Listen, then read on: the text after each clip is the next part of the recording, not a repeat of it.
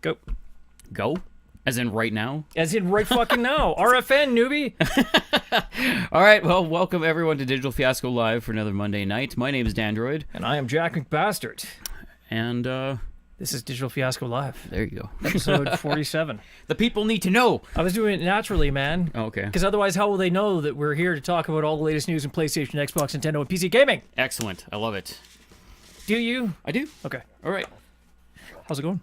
Not too bad. Another week, another week. You know what? Honestly, for a Monday that I had to work where I shouldn't have had to work, Oh, you didn't even... not too bad. You weren't even supposed to be here today? Yeah, that was basically it. That was kind of my thought process throughout the whole day, was like just keep recalling Clerks throughout the day. Pretty much. Because it was so fucking dead, because everyone else that kind of supports our work was off. So we were barely doing anything today. So it was like almost pointless that we were there.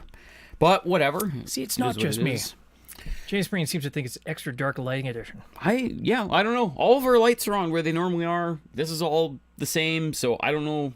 Maybe Jack hit some kind of setting on the camera or something. I don't think so, because it looks fine on the camera itself. Maybe the camera's just in a bad mood today. I don't know. That's entirely possible. Yep. I think it's just the extra contrast of the shirt. That could have something to do with it. Yeah. Yes, I'm a disembodied head floating around. Here, does this help? He's Zordon. Add a little more color to it. He looks like Queeg. Okay. Well, I think we'll get by for today. Yeah. In any case, it'll be all right. We don't have 50,000 people trying to find us, so... Although the stream looks better, though, he says, maybe try turning the lights all the way off, says Tron. Ouch. Yeah. Ban that, man. Yeah. Apparently he thinks we have a face for radio. That's always good to hear. Okay, so you had basically a very slow day today. Very, very slow day today. Yep. And then we had talked last week about what I was going to play this upcoming week. How'd that work out? It worked out in the fact that... I went back to playing something that I didn't finish playing because, again, I tried to promise myself that if I was going to play a game, I needed to finish it unless there was a reason I wasn't going to finish it, like it sucked or it was literally going to take up 200 hours of my time or something like that. So what was it? I went back to The Surge. Oh, okay. Because I never got to even come close to finishing that one, apparently, because I took a look at the walkthrough to see kind of where I was, and because I got to, like, basically the second world area of it, and then went kind of sideways and did that DLC pack, which was, like, the amusement park area. Yeah, walk in the park. Yeah, so basically I'm, like, almost done the walk in the park thing now, so when I come back to it, that's cool. I think there's still, like, another 4 worlds awaiting ahead of good me, Lord. So, but I don't know, there could be shorter ones than other ones or something like that. I guess you don't have any idea about, like, how long you have left? Or? I didn't check the How Long to Beat website. That's such a good resource, man. It really is. It really is. Like, I don't know how we got along without that before. But, yeah, so, I don't know. It was almost one of those things, like, I didn't want to look at... See, if we trained our intern to hit the down button, she wouldn't have had to hand that to me. But that's okay. We've got an intern training program going now. It seems to be working. Yes. Very slowly. But anyways, yeah, so I didn't want to look at the exact hours to beat because I didn't want to, like, put myself under time constraints or worry about, like, oh my god, I'm, like, barely into this thing. So I just want to kind of play a bit more naturally, and if I still feel like I'm not making a lot of progress in it and everything, then I might check it at that point just to make sure it isn't going to eat up, you know, another 100 hours of my time. Because that's kind of what happened with Dark Souls and Demon Souls and Dark Souls 2. Like, those games, because I love them so much, and that was back when I wasn't doing as much conventions and cosplay and stuff like that, I had time to put into those games. And, like, literally Dark Souls, I think I put over 200 hours into that game or something like that. I beat it 3 or 4 times, and Dark Souls 2 not so much because again, I didn't have as much time at that point. But yeah, this is one of those games where, again, I'm playing it, I'm like, it's sci-fi Dark Souls, and I love it so much. I'm glad that somebody put those two things together. But unlike, like, the problem with those Souls games is that you might say, oh, I'm halfway through, and then you hit Blight Town, and then you never finish the fucking game. That's the other side of it, because it could be one of those things where you look at it and, like, oh, well, this next world is literally just a boss fight in a little tiny area, or it could be one of those things, oh, it's just a normal part of the map, but then, yeah, you literally take 30 hours to beat this one area because it is so gruelingly hard. J.S. Marine says Manitoba Labor is going to have a word about these unpaid employees, Jack. No, because their interns are doing it for college credit. Yep. interns, the whole thing's wiped clean, and you don't have to worry about it. But As yeah, to which colleges that's actually worth credit at, it's rather a complicated question. the College of Area 88, I guess. Yeah, and none of them, they're not transferable anywhere. So you just have to give us more money. You just put them in your wallet and carry them with you. Starting to sound like a cult. But yeah, ultimately, still an absolute blast. Like, even getting back into it, it was kind of nice because it's... I think it's not as technical as Dark Souls is. Like, there's not as much kind of, like, fine-tuning of your armor and your, abilities and everything like that. So I basically dove back in, attacked a couple of, like, the more basic units, died a couple times to kind of get my bearings and everything like that, and then just kind of went right back into it as if I had never put it down. Dying to get your bearings. It's about right. That, for those games, that's basically the way it works, is because you need to get down that jive of... rolling and attacking and light attack versus heavy attack and all that kind of stuff, because it's about that, especially the character I'm playing, because I'm playing a nimble, like, dual wielder. Sure. So you have, like, almost no armor, but you attack like a fucking tornado. So right. But once you run out of stamina, you fucked. So you have to be really careful with what you're doing with that character.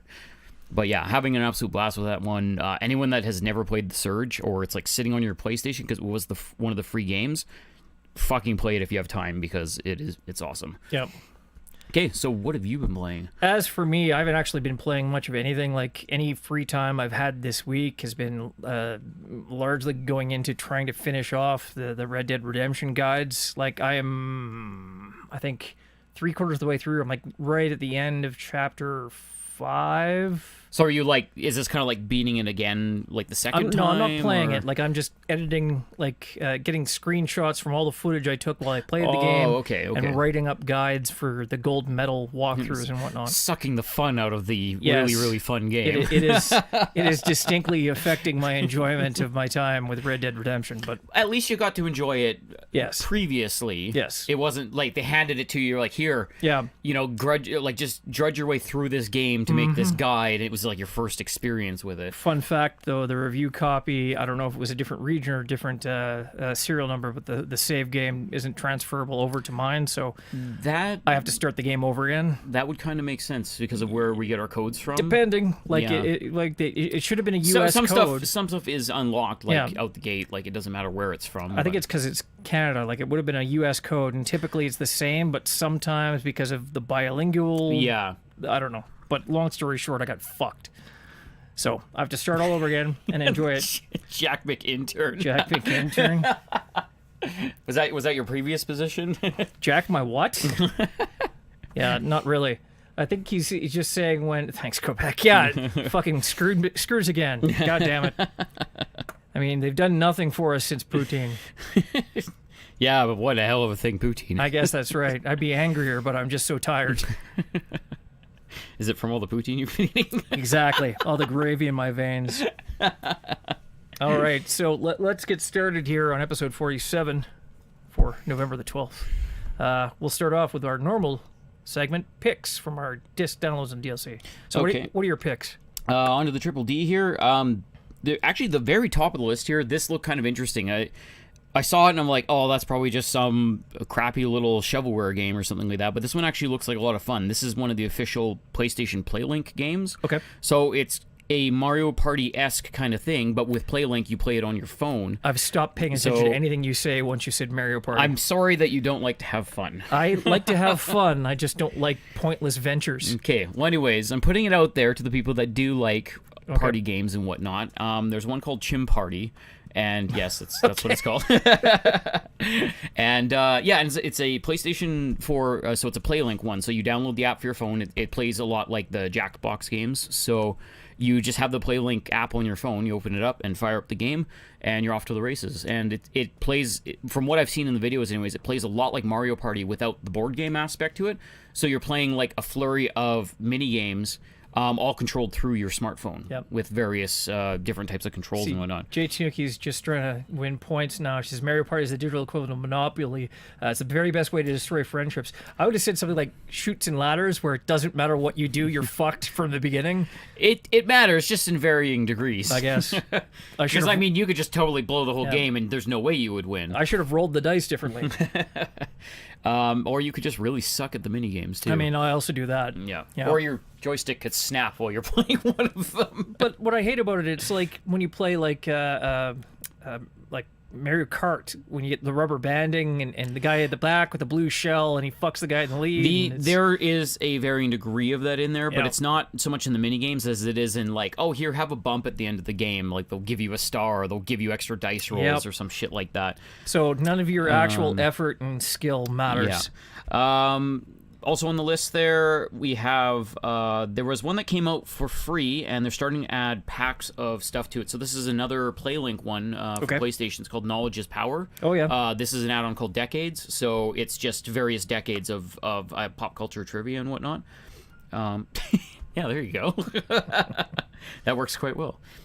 I don't have a G.I. Joe one. So. That one I really want to check out at some point because that was a free title, so they gave you like the initial build of it. So I'd love to play that one on the show at some point. Sure. Just to show everyone how bad we suck at trivia. we can tag it as educational. Educational. Hey, man. If pop culture's your thing. But yeah, on to some of the heavier hitters. Yes. No pun intended. Hit heavily. Hitman 2. Indeed. Official release is coming out tomorrow. If you like choking people and choking me with a garrote wire, shooting them with silenced pistols, hiding bodies in dumpsters. Oh, there's all kinds of ways to choke people in that game. Unfortunately, I don't think Gary Busey made it into this game, but I mean, I don't know. Like they were talking about some of the targets. I don't know if they're all still in the game or not. What I love is that their first one is fucking Sean Bean. Sean Bean, yes. And it's like the mythos behind it. He's called the Immortal because he fakes his death. Yep. It's like, that's so brilliant. It's so meta, but Very meta. it just works very, very well for that whole build there. Extremely. So, of course, Hitman 2, yep, one of the big ones coming out. Extremely a lot happy. of people waiting for that one. Yep. Another big one, of course, Fallout 76. Not so big around our neck of the woods because, again, pure multiplayer and whatnot. Yeah. We've had kind of our discussions about it and everything. We've got a few more discussions coming up today, too, in the news. Well, there we go, yeah, because, there's beta shit going on and whatnot. But I have gotten to talk to a few fans of the series that have been currently playing the beta or have been eagerly awaiting the release of this game. And, don't take our word for it. We're not too hot on it, but there's a lot of other people that are so fucking ready for this game, whether they were in the beta or not. I mean, I'm a huge fan of the series, but like I've heard so many negatives about it. And it could be one of those things that either it's a broken product out the gate or it's literally some things that they can change along the way to just make it a better experience throughout. I think they need a fundamental shift in the design of the game. Well, I mean, that's something that they could do depending on how it shifted. I mean, because you look at something like Fallout 4. Fallout 4 was a dumpster fire when it released initially. It's a Bethesda game. That's pretty much part of the course, right? Almost beyond that, really. Oh, come on. But along the way, they made a bunch of fixes. They made some changes and stuff like that, and now it's an excellent game. So. Well, let's circle around back to Fallout when we get to that section. Yeah, absolutely. And then, of course, one of the other big ones that a lot of PlayStation fans have been waiting for is... Where the hell did it go? Yes, there we go. Spyro. Reignited Trilogy. Indeed. So all three of the classic games remastered from the ground up. Already have that one on pre-order, so waiting to download it tonight. And definitely looking forward to getting back into some of that. And then I think Medieval comes out early next year or something like that. Yes. I know. I just love all the classics that they're coming out with the remasters. We had that in the news last week. Sean Layden put a date to it. It was like February, I think they said. Yeah, I think it was sometime around then. Another weird one that has gotten a lot of just strange mixed reviews is The Quiet Man. I'm still intrigued by what the hell this thing actually is. Like, you've been seeing mixed reviews for that? Yeah. Like some people saying I like it because it's weird, and other people saying that this is an absolute trash game. I thought you meant mixed, like it went from terrible to war crime. No, well, I mean, there's a mixture there, but that's the whole thing is that you look at initial release reviews of some other famous games in the past, and they were in that same range, but they're cult classics now. I will give you $10 right now if Alpha Protocol isn't beating it on Metacritic. Well, I know, but that's your Alpha Protocol. You can put that back in your pants for now. People always say that's not a great game, but no, but that's my point. Is that didn't come out to great reviews, but it has that cult status now. People that love it, they really fucking love it. But The Quiet Man is apparently just awful and short. Well, and there we expensive. go. So we'll wait till it drops to $5, and we'll play it on the show. Yes. But I believe PSU rated it a 3 out of 10. Ooh, tasty. Might have been a 2 even. I don't even know. It was not a great review. I mean, the review was fine, but the reaction of the reviewer was that it was like... not a great game. Yeah, he's really glad that he didn't have to pay for it. So. And if you like yourself some horses, there's My Riding Stables coming out, so... RDR2 online date? Not yet. Back half of this month. Oh, there you go. We'll talk about that too. J2Nuki actually corrected you. It's 2 out of 10 on PSU. So if Red Dead Revolver's too hardcore for you, you can play My Riding Stables and just do a horsey simulator. Hey, man. Everyone wants to play them. All right. What else? You got any other picks there? I do. The Long Journey Home for PS4. It is a sort of an indie game. It is a kind of a Starflight sort of game. Humanity's first hyperspace drive malfunctions. They're off in the middle of space. Okay, so you have like the rest of humanity on a couple spaceships, and you got to survive. Basically, shit happens, and they're on the other side of the universe, and it's like X Beyond the Frontier. Oh, there you go. See, Benito's all about the horsey simulator. Welcome to the chat. No, but you want the pro horsey simulator where you actually have cowboys and John Marston and stuff. Like I said, if that's too hardcore, you don't like guns in your games, you can play My Horse Simulator. Or whatever the hell it's called. My Stable Simulator, something like that. Yeah, and Janus Reen, my God. Like I said, if it's like $5, I'll fucking play it. I'll wait till it comes down in price a fair amount before we Well, go for I would that. say from $60 to $5, that would be a fair amount. That would be enough for me to buy it. But that will be like a single episode. It is apparently... Is it that short? It is just that short. It Holy can be done fuck. in one sitting. Does it have multiple endings or something? Or? There must be some trick to that being so short. Here's the only other thing that I can say about it is that now, and I mean it's probably, I guess by the time you've launched the game they have this patch, but all of the cinematics had no subtitles and no sound because the guy is deaf. Okay. Right? So you saw a bunch of people talking and you didn't know what the hell was going on, and then they had DLC so that you could hear what they're saying even though you're deaf. Which kind of what the fuck undercuts the whole point of your character being deaf. Doesn't matter. Doesn't matter. Okay. It's like it's flawed. It's just flawed. Maybe we'll have to have a panel discussion about this whole game and how flawed it is. I mean, that's intriguing. Yeah, I don't think they did it on purpose for to make it intriguing. It's just badly designed. Ticket to Ride comes to PS4 on November the 15th. Oh, that's classic right. Board game. Yes, right? I forgot about that one. That is an excellent game. So yeah, playing in digital format, why not? I'm assuming that it does multiplayer like locally. I would imagine. Yeah. Here's of course a controversial thing. You can get Battlefield 5 a week early by buying the deluxe edition. Of course. So it'll give us more money and you get it early. Right. So you can play it on November the 15th instead of the standard edition, which comes out on the 20th. So yeah. I don't know. Thanks, EA. Again, we don't agree with that, but to each their own. Do you remember when Squaresoft with Mankind Divided, for Deus Ex Mankind Divided, they had, if there's so many pre-books, we'll release it like a week earlier, and everyone lost their fucking mind? Yeah, they're literally doing the same thing. Yeah, but they do it for every one of their releases, and no one bats a goddamn eye. No, because it's the bro shooter. That's the problem. Because they're too busy pre-booking. It's the audience that you're dealing with. All right. November the 15th, Mother Russia Bleeds comes to the Switch. Oh, good one. Great Devolver game. As well as on the Switch on the 16th, you're going to get Pokemon Let's Go, Eevee, and Pikachu. Oh, yes. More Pokemon goodness. You're going to get the Super Mario Party bundle for the Switch, if you suck at games, and Civilization 6 for the Switch. Sweet. So there's a lot of Switch shit coming out on the same day. And Benito picked himself up a real good deal. He got Far Cry 5 for $40. So decent. I mean, it's totally worth $40, right? Oh, it absolutely is. Yeah, like I said, it was probably my favorite Far Cry now. You got it when it was brand new at $80, and you enjoyed the shit out of it. I did. Yeah. And I bought the DLC for it as well. Yeah. So, definitely. But Far Cry 5, right up there with my favorite. If I wait infinity weeks to buy Battlefield 5, do they send me money? Fun story about that.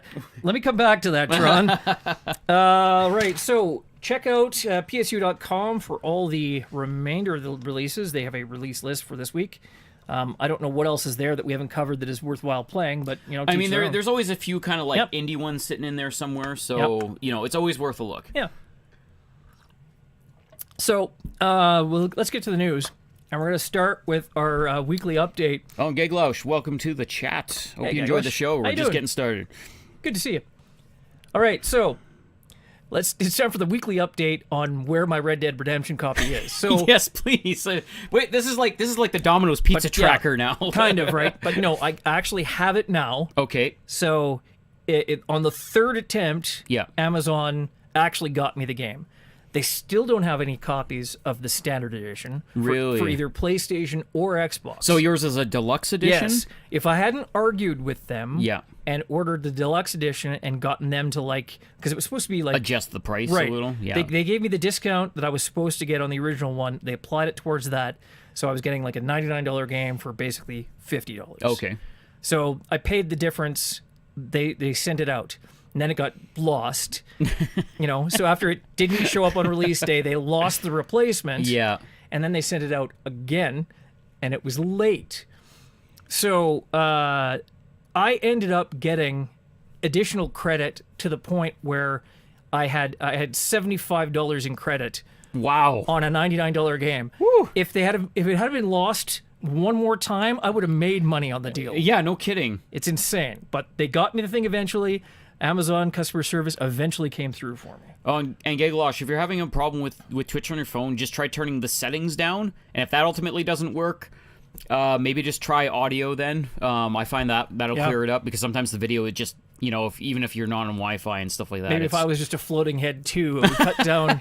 Here, you want more color? There you go. Does that help? Does that brighten up the room a little? No, it's more things that they have to render. Render my bald ass head. Into what? Anyway. All right, so some updates on Red Dead Redemption 2 in general. So Red Dead Redemption 2 has already sold 17 million copies. Now that's sold not sold through, but they're not going to send shit back. So that's over a week now? That is over... That was Thursday, the previous week? Friday the week before last, I think. Okay, yeah. Yeah, so in 8 days, it has sold more than the original one has in 8 years. Yeah, I could see that. Yeah, because that was honestly, that one was a bit more of a slow burn. I think a slow lead up to it hitting its kind of sales stride. Well, whereas this one, it had the precursor of the first one to speak for it. So now people just went nuts and they bought it. Well, I mean, the only thing they had before that to reference was Red Dead Revolver, which is basically an arcade shooter. The PS2 game, right? Yeah. And Red Dead Redemption is basically like a hardcore Grand Theft Auto style open world, and completely different style of game, and with a fantastic storyline. Yeah, so that's why it was that slow burn. Like, people had to pick it up, figure out exactly what it was, and then realize it was amazing. And then, of course, all the heat they brought with the Grand Theft Auto series and stuff like that. So people were knew they were in for a good game at that point. So they have sold $725 million in their opening weekend, which makes it apparently the biggest opening weekend for any release across entertainment for all types of media, that being films, books, games, anything. I'm honestly not surprised by that. Yeah. At the ticket price, as it were. It's like $80, right? Because you look at some of these big releases, like something like Infinity War comes out and blows the doors off the fucking place with ticket sales. Correct. But yeah, you're looking at $12 a head. Definitely. This one, brand new game out of the box in Canada, $80. So some crazy people will go more than once, but I mean, still, any way you look at it. Yeah, you're getting more bang for your buck out of this one. So compare that right now. They've sold $17 million copies in the first 8 or whatever days it is. They have 100 million sold for GTA 5 since it came out. So they've got a long way to go, but this is now their fastest selling game. It's interesting because you're gonna get that initial burst in sales because people, they want something new. They've played the previous, so they're like, oh, I'm gonna get in on this. I don't know if this one will have the staying power that Grand Theft Auto 5 does. It's all about the... it's kind of only time will tell at this point. Well, it's all about the online, right? That's exactly. Online's very important, but there's that slight disconnect with it being a Western cowboy game as compared to something that can be, like modern life, basically. We'll There's some see. people that pick up more on Yep. that just because it is, like realistic, quote unquote. Well, already 17 million people have picked up on it. So and I'm not. Yeah, it's gonna keep going. We'll I see. mean, it's not like they're gonna stop at 17 million and be like, well, that's it. no, I bet you that not only will it continue to have a long tail on it, that Yeah. you're going to see a definite rise in sales in the original Red Dead Redemption because it's like Yep. a matched set. Essentially. We're really still hoping for that remaster, even if Yeah. it's a slight remaster. And remember too, if you're falling asleep during Cowboy Simulator, you got to pick up my Riding Stables for PS4. It's amazing. Yeah, I've fallen asleep multiple times while playing too, but that's only because it's like my 48th hour. I mean, look at the woman on the cover of this. She's so stoked to be there with that horse. Are you look? Is that the? This is the drop on PlayStation. It's Oh, good lord! That's the cover for the game. it- Look at it. Is it Kristen Look at Bell? it. Get the fuck away from me!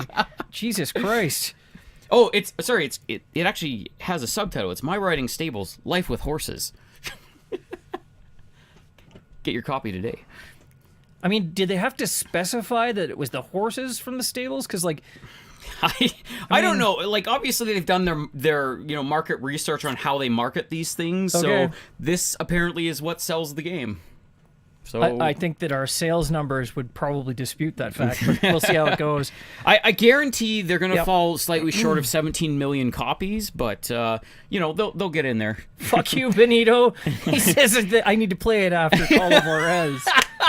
You know the what? You know what? Yes, we will play this on Why Would You Play That? I tell you right now, I'll play it instead of Call of Juarez. How about that? I'll play it right goddamn No, you now. can't because Commander Santa is going to be here this Thursday to finish that fucking game for Poor you. bastard doesn't know what he's doing, what he's taking on. All right, so more Red Dead stuff. Okay, well, Gaglash, sorry to hear that, but yeah, our stuff will be available on Twitch. We always Yep. we're starting to upload our stuff to YouTube too, so you can check it out there at a later date. Yep, the VODs will be there, the archive will be there. But awesome, and thanks for joining us. Yeah, thank you very much for joining the chat, and maybe in the future you'll have better luck with your internet there. Yep, but after once it's actually a VOD, you can turn down the settings in any case. Yeah. Yeah. Although if you get like 100 of your friends to watch us every week, will you partner? Then you get dynamic. Oh, there you go. There you go. Yeah, do Get that. us to partner. Get 100 of your friends in here, And then you can we'll watch have a it good time. live anytime. Yep.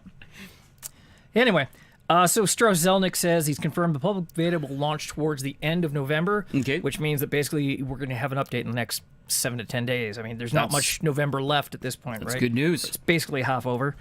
So what else do we have? They're changing some stuff for Japan. Okay. So Japan being, the weird place it is, they have an odd sort of relationship to sex. So you'll have your panty vending machines and your tentacle sex, but they can't they have to blur out your genitals and who knows what. So They do have some odd laws for that stuff. yeah, so and about violence too. So we're not going to have you'll have dismemberments, but all the body parts will disappear. Yeah, it'll be more of the Gib effect where they just kind of turn into blood and disappear. And where there's dismemberment, internal organs won't be shown or anything, and corpses' heads will contain stuff.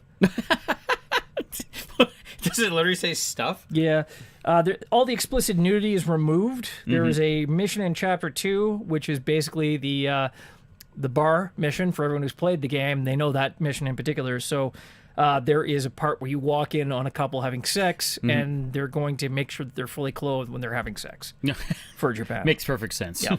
I'm used to having their weird hentai games be censored for North America. Yeah. Not the other way around. It's like a trade or something like that. guess. It's like you censor our games, we'll censor your games. I'm not sure who gets the worst of that deal. All right, so let's get to Fallout. Okay, so this is a big one on the docket because we've had people that have been playing it. Yep. There's the beta. It's of course releasing this week. So what's the big brew going on here? Okay, so it launches this week, and we've had several weeks of beta. I myself am still not sold on the concept. Now, have you physically played it yourself? I mean, though? I've watched a lot of one of our guys playing it. I've Okay. not played it myself, but I have enough feedback from various people that some of what I had been afraid of, I'm justified in thinking. So aside from your typical Bethesda issues that you have, like your normal Rocky launch, there's a number of concerns which people on Reddit have raised about the game. Yeah. Not only about bugs and issues in the game, but apparently they have woefully lax server security. Okay. So it's going to make it extremely vulnerable to hacks and issues. And do you think that's just because it's kind of earlier with like the beta and stuff like that? Or I think it's because Bethesda isn't exactly... they don't have a lot of people who have experience building netcode. Oh, okay. Right? Like, what was their last multiplayer game? Rogue Warrior? So, in any know what case... year that was. And it's not a good game at that. Speaking of which, I have a copy of that for... Why would you play that for you? So, there are issues such as there are no server checks to verify file integrity. So they can swap out textures, they can swap out models, so they can make like all the trees that you're hiding behind really, really thin, or they can make players like glow bright purple. Are we going to have one of those mods where you go in and every texture is replaced with Nicolas Cage's face? Oh, that's horrifying. I've seen it in Doom before. It's really quite hope horrifying. Not. Oh my god. Talk about knee deep in the cage. So collision detection is client-side as well, so they can do wall hacks. No one wants that. Of course not. Physics of the game, this is the one that killed me. Physics of the game is tied to your frame rate. So if Wait, what? the faster your frame rate is, the faster your character will move in the game. So if you can pull off... Is it physics-based walking? Yes, Like kind of. Like Shadow of the Colossus? When you're like... shooting, when you like throw stuff, when you like launch something that like fires through the air, and when you're physically moving, your physics is tied to how fast your frame rate goes. That makes no fucking sense. Right? That seems very broken. Hey, Ichigo, welcome to the chat. Hey, Ichigo, how you doing? Good to see you. We met him at the Twitch meetup. I've met him before. I think I met him before as well. It's because you missed the last one, so... Oh my god. So pissed off, but I'm glad I finally made it. Yeah. Good to see you, though, sir. So, and here's another one. This is a great one. Server traffic messages are unencrypted. So, oh, really? Unencrypted. So, it's a legitimate security concern because Absolutely. with a thing like a network packet analyzer like Wireshark, you can actually see other people's IP addresses and things. That's a huge issue. Yep. You can also loop packets to spoof messages like full HP all the time, so you can always be completely topped up. Spoofing, picking things up, or experience being received, things like that. Right. So all kinds of exploits there. The potential, you can also forge a disconnect packet to force people offline if you don't like them. So you basically you check to see all their IP addresses, you force a packet down to the guy. Yeah. Suddenly the guy you're dicking with, he just disconnects, and now you can just kick his ass. I don't know. There's already a cheat mod for lockpicking made for the game. Oh my god, really? Yes. We have a beta. The game hasn't even released, Right? and people are already breaking Not it. even available yet. That's fucking insane. But then again, I mean, if you're saying it's that lax, then I'm not really that surprised by it, because people are going to break shit like that. So Bethesda has pledged to fix the issues and have stated that hacking or cheats will not be tolerated. So get this, though. They have a fix already for the whole frame rate issue. Okay. Yeah. Maybe not tying your stuff to frame rates. Nope. They've created a server-side fix that locks everyone's frame rate to a maximum of 60 frames a second. But if you still go to 30 frames a second, then am I going to be more sluggish? I'm not going to reload as fast? I not going to run as fast? I do not work for Bethesda QA, unfortunately. See, that seems like a really shady way of pay to win, because you pay to have a better graphics card, and then your game runs better, and then you're just a better player at that point. Well, I'm sure that they will come up with some kind of permanent fix, but that's their immediate server-side fix that they can deploy immediately. Well, I guess if it alleviates it a little bit. I suppose. Yeah. So here's the fun thing, that the reason that they have mods and they've been able to do all this stuff is because apparently Fallout 76 still runs off the Creation engine, which is basically the same engine they've used for Elder Scrolls and Fallout 4 and everything else. It's very mildly updated with obviously netcode, but the actual code itself is largely the same as Fallout 4. So yeah. They've been able to already crank out mods before the game is even out, and they'll continue to do so. I wonder if they're just going to kind of work hand in hand with people and let them kind of have the run of it with having some fun with it, or if they're just going to like start hammering down and like locking a bunch of that stuff. Well, because to be for fair, public servers probably. To be fair, for Fallout 4, they were quite handy in actually getting mods put in the game and allowing people to actually explore and have some fun with the game. So for 76, if they allow that to happen, that would actually be nice, because that may kind of expand the life cycle of the game, allowing people to have custom-made stuff for it. And they said that they would have mod support, but I have a feeling that they're going to limit it to private servers. Or dedicated servers. I mean, that's true. Because private, it's kind of whatever. Right. It doesn't affect a lot of other people's experience with the game. And you know what? Once private servers come out, I would probably have way more fun with this if I just knew the group of people or, a select group of people. I mean, that's a given, too. Yeah. I think that's what their target audience is. Because typically, again, as we've talked about before, you kind of have a core group that you can run games with if you want to, but that's not your common thing that you do. And then as for me, I literally have 5 people on my PlayStation list, so online really isn't the thing that I do. So 76, I'm not the target audience for that game. Definitely not. Also, apparently planning a streaming event with Logic and Ninja. Yeah. And Justin Roiland doing the voices of Rick and Morty to play Fallout 76. Oh my God. Isn't as big an audience draw as you might think it is. It sounds pretty ridiculous just in theory anyways. Yeah, so over the weekend, this happened. And unlike freaking Ninja with Drake, where everyone was like, wow, this is awesome and blah. It broke the internet for the weekend, basically. So Logic he looked like he was pissed off. He didn't say much. Yeah. It was just awkward. And Justin Roiland did his best to fill the long, quiet gaps in the stream. And it was just so painful. It was like kids' Christmas play painful. So, was Justin Roiland dressed as a sunflower or something? I don't know. I guess he just could not catch lightning in a bottle again. It was entertaining, but not in the way that he intended it to be. Right, yeah. Yes. That's the whole thing is, when you do an event like that, some people, I think they just go ahead of it, and they're just like, who's big right now? We'll collect them and throw them on stage or get them to do something together. There's this little thing called chemistry that if they don't have it, it's not going to fucking work. Right. Definitely. All right. So Battlefield 5, we talked about how it was delayed. Mm-hmm. It was supposed to be out in October the 19th. It got pushed back to November 20th or the 15th if you pay extra. It's like blood let you for Right, exactly. So it might not have just been a strategy to avoid Red Dead and Call of Duty Black Ops 4. As we had talked before, because they were kind of they were the titans there. They drove in and took everyone's money. So, but it was what they said was that it was delayed to make final adjustments. Mm-hmm.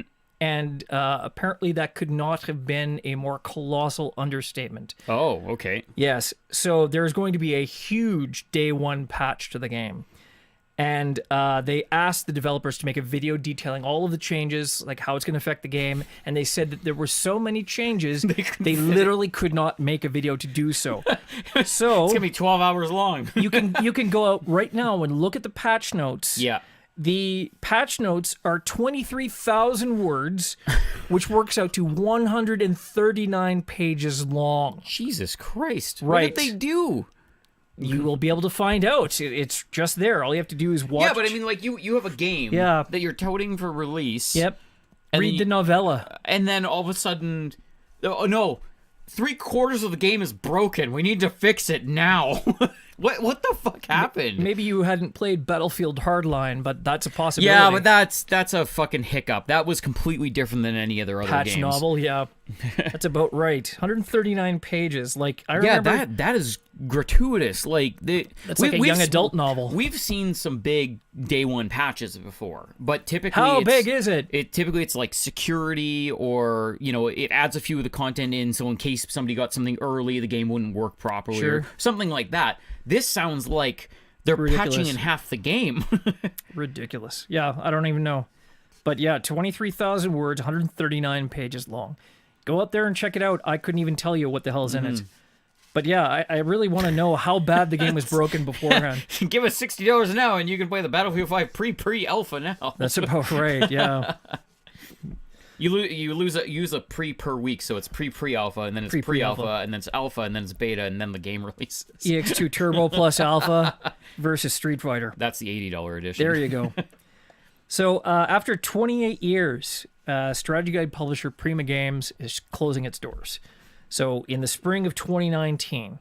So there's no real details readily available about why, but chances are just print media. Print media. I think that's the only detail you really need there. Well, they do have like e-guides and whatnot available, but there's so much free information on the internet. So I mean, yeah, literally day one, like with Red Dead. Yeah. You can go day one and you can already find somebody who has uploaded 10 fucking videos on the first missions of the game. Like, you can very easily go to psu.com or powerpix.com and find that very thing. There you go. Right now. Some of which written by your very own Jack McBastard. Yeah, exactly. So obviously very professional in that too. But what it is that, yeah, people have this access to YouTube and vlogs, and they can just throw shit at the internet. They can throw shit in Twitter if they want. Like, it is so fast and media friendly that we don't really need strategy guide companies anymore. Whereas before, it was all about, because you didn't have the internet before, so it was like, we need that big, colorful guide that had everything, all the pictures, all the weapons, all the characters, all that stuff. Because, yeah, you didn't have the internet to go to, so you wanted to know everything about the game. And then you were paying for like a premium guide that just looked nice. It was like nice to read. It had all the information that you needed, all that kind of stuff. I mean, I still did buy the physical guides from depending on which game it was, but like things where maps were important for like a game like Fallout, for example, or Red Dead, where you have a big open world and you're scavenging the whole goddamn world for various again, it's things, one of those things that comes down to, there's a lot of people who have enough talent and enough time that they will just go and do their own shit like that. Like I've seen so many players guides, like maps and everything like that, where you go on and the person's obviously not an artiste by any measure, but it's enough where they have a map plotted out. They've got a few dots here with different colors and a guide at the side and everything, and you know where to find everything, and you didn't have to pay anything for it. So I'm not surprised that actually I am kind of surprised just in the fact that it took them this long to go out of business. Well, I mean, you still have guys like Piggyback and whatnot that make high quality guides. I think that's where it is. It's like the you're almost buying like an art book at that point with gaming information in it. It's like the convenience of having it all in one place and indexed and everything. Like it's organization more than the actual information. Then you're not looking at like a little phone screen trying to like read a bunch of paragraphs or something like that. So of course Prima bought out Brady Games back in 2015. So effectively both of those companies are gone. And aside from Piggyback, I think they're the only ones that I know of that does like guides anymore. Well, they weathered the storm, so they're the only game in town. So yeah, it is going to be a niche market, I think. So it's if they can hang in there, then we shall see. They'll be the only game in town. What are we talking about? Oh, GameStop tried to push a guide on me when buying a game. Yeah. That was always the way. and what you're talking about, Tron, is absolutely correct. You have to see a scratch Blu-ray. It is very, very hard to scratch a Blu-ray, primarily because they are so thin. Because they had to come up with an extremely durable coating because it's very close to the surface. So that's why they're like virtually indestructible. I love it. Oh, that reminds me, because Ichigo said Destiny. Oh god. Quick little blurb here. Oh god. Because typically I talk about what I played during the week at the top of the show, but I completely forgot about it. And you know why I forgot about it? Because it sucked. I played Destiny 2. Oh, why? Well, because it was free. So why wouldn't you? They gave out Destiny 2 for free on PlayStation, I think last month. Yes. And you know me, I like to build characters and stuff like that. And so I dove in just to like see what the character customization was like, and I'm like, okay, well, I'm in. I might as well try it out just to see, at least say that I fucking played it before. So I sat there and I played for about 2 hours. Yep. I don't remember what the fuck I did. It was so monotonous. Well, how much did you play of the first one? Like probably a few hours. Yeah, tops. probably not. Because I played a disgusting amount of the first one, and I thought the second one was an improvement on it. I mean, it felt functional. Yes. That's the thing, is it's not that like it was terrible. It just felt so by the numbers. Well, you realize that I might have taken that you thought it was terrible when you said it sucked. I might have gotten the wrong impression. No, it's one of those things that like there's a lot of people out there like Ichigo. He's saying Destiny 2 is a million times better than the first. It very much is. And yeah, that it was improved over the first one, at least from my small experience with it. Anyways, there's other people out there who played hundreds, if not thousands, of hours of it. Not as much as Commander Santa, but a fair damn amount. But yeah, like I'm playing this game and. It's just checking the boxes as it goes along. It's so lazy about everything. Yep. And then when I got into like where the game kind of opens up to like, oh, there's other players in the game now, and you can walk up and talk to them, and you can buy your weapons and your armor and stuff like that. And I was looking around, and I was just like, am I fucking playing World of Warcraft right now? Like World of Warcraft with guns. I don't know. It was just so. So what I'm taking away from this is it does not sound like your kind of game. I don't know. I guess just having played, because I loved Bungie when they were doing the Halo series, right? And when I went in, I thought that it was just going to feel a little more like a competent shooter, but this felt like just a generic corridor shooter almost. Okay. From the stuff that I played. I don't think you got far enough into it then. Well, I don't know. It was just there wasn't really a lot going on there. Okay. Yeah. Outside of that, I mean, I've seen plenty of screenshots, plenty of videos of people playing with like really insane weapons and everything like that, and they're fighting like big baddies and everything, but overall, I mean, like, all the stuff that I've heard, even from, like, No Beard and everything like that, is that, yeah, that's basically what it comes down to, is that you either have, like, an arena to shoot in, or you have, like, a corridor-based kind of level to get there, and then you go kill stuff. Like, what class did you play as? I was playing the Hunter. Oh, that's why. Hunters suck. What? That was probably what the only fun part was. I was able to, like, kind of juke and jive around the level and then stab things in the face. Hunters suck. That's why I played Zero all the time in Borderlands. Yeah. All right. No, Hunters just suck. Oh yeah, and Jay Tanuki even came in when I was playing. It's just like, oh, what's this ugly garbage? Definitely enjoyed one more. Okay, so Tron, he kind of split the opinion there. See, Titans for the win. Oh, Warlocks. See. Yeah, but I didn't go with Titans because I felt that would have been even more boring because you are literally just shooting at that point. Okay, we got a lot of stuff left to cover, and I don't want to get hung up on Destiny discussing because we'll be here for a week. Especially if Commander Santi, right now, his ears are perked up. It's like somebody's talking about Destiny right now. We already know that he only played a quarter of the amount of time on that game. Yep. Anyways, yes, back to the news. Sorry, that was just something I had to say because, yeah, that's how bad it was. I just forgot that I played it. Okay, so the PlayStation Classic is coming out December the 3rd. Right. And so far, critical response has been kind of mixed. And I think it's largely divided by people who have games on it that they wanted and games on it that they are missing. There's a lot of people responding. That was pretty standard of even like the Nintendo ones too. Right. It was like, oh, it didn't have this, or yes, it had this, and yeah, it comes down to what library you were really hoping for on the system. But also sprite graphics, if you can like remember how sprite graphics looked, you upscale them, that's fine. Mm-hmm. They age a lot better than polygons.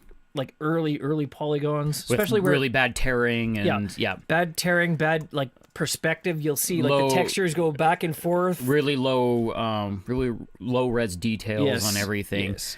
And that's the problem is I think that there's a few people like biting into it really bad because of that. And it's like, do you remember what a PlayStation 1 game looked like? Well, that's just it. Like if they are saying, oh, they didn't do it right, it's not like displaying it correctly. Well, these are all the original versions of the games.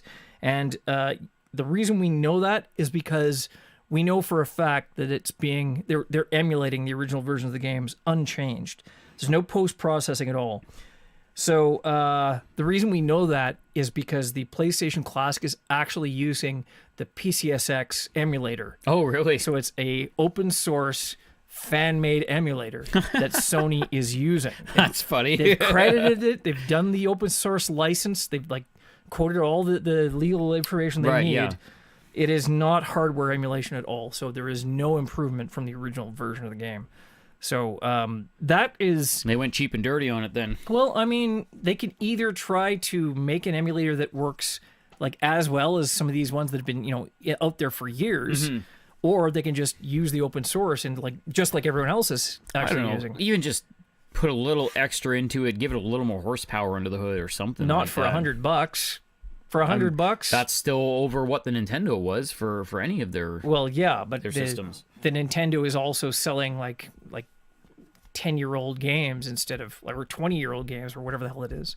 So I think honestly, like out of them, plus also some of theirs on the PlayStation Classic are licensed games as well, which cost a little bit extra. That's true. Yeah. Like Metal Gear Solid, not cheap. Final Fantasy, I'm sure, also not cheap. Multiple discs. But yeah, they kind of had to be on there because that's what the PlayStation was known for was strange some of those titles. Chemical compositions your primitive mind wouldn't understand. Maybe not that advanced. Just doing the whole Ash versus Evil Dead thing now. So yeah, in any case, largely mixed. I kind of like it. So I'm sure you'll eventually have one over with your other consoles. like with the actual one. I mean, I don't know why. So you could probably fit that one inside the other one. Here's something weird. This is the first casualty of net neutrality, or the lack thereof, in North America. Starting this week, PlayStation will be complying with an amusement tax that has been passed in Chicago. I heard about this. Yet it's a 9% cloud tax on streaming services like Netflix and Spotify. And beginning November 14th, it's going to include PlayStation Plus, PlayStation Now, PlayStation View, PlayStation Music, PlayStation Video On Demand, and PlayStation Video Live events purchases with a billing address in the city of Chicago.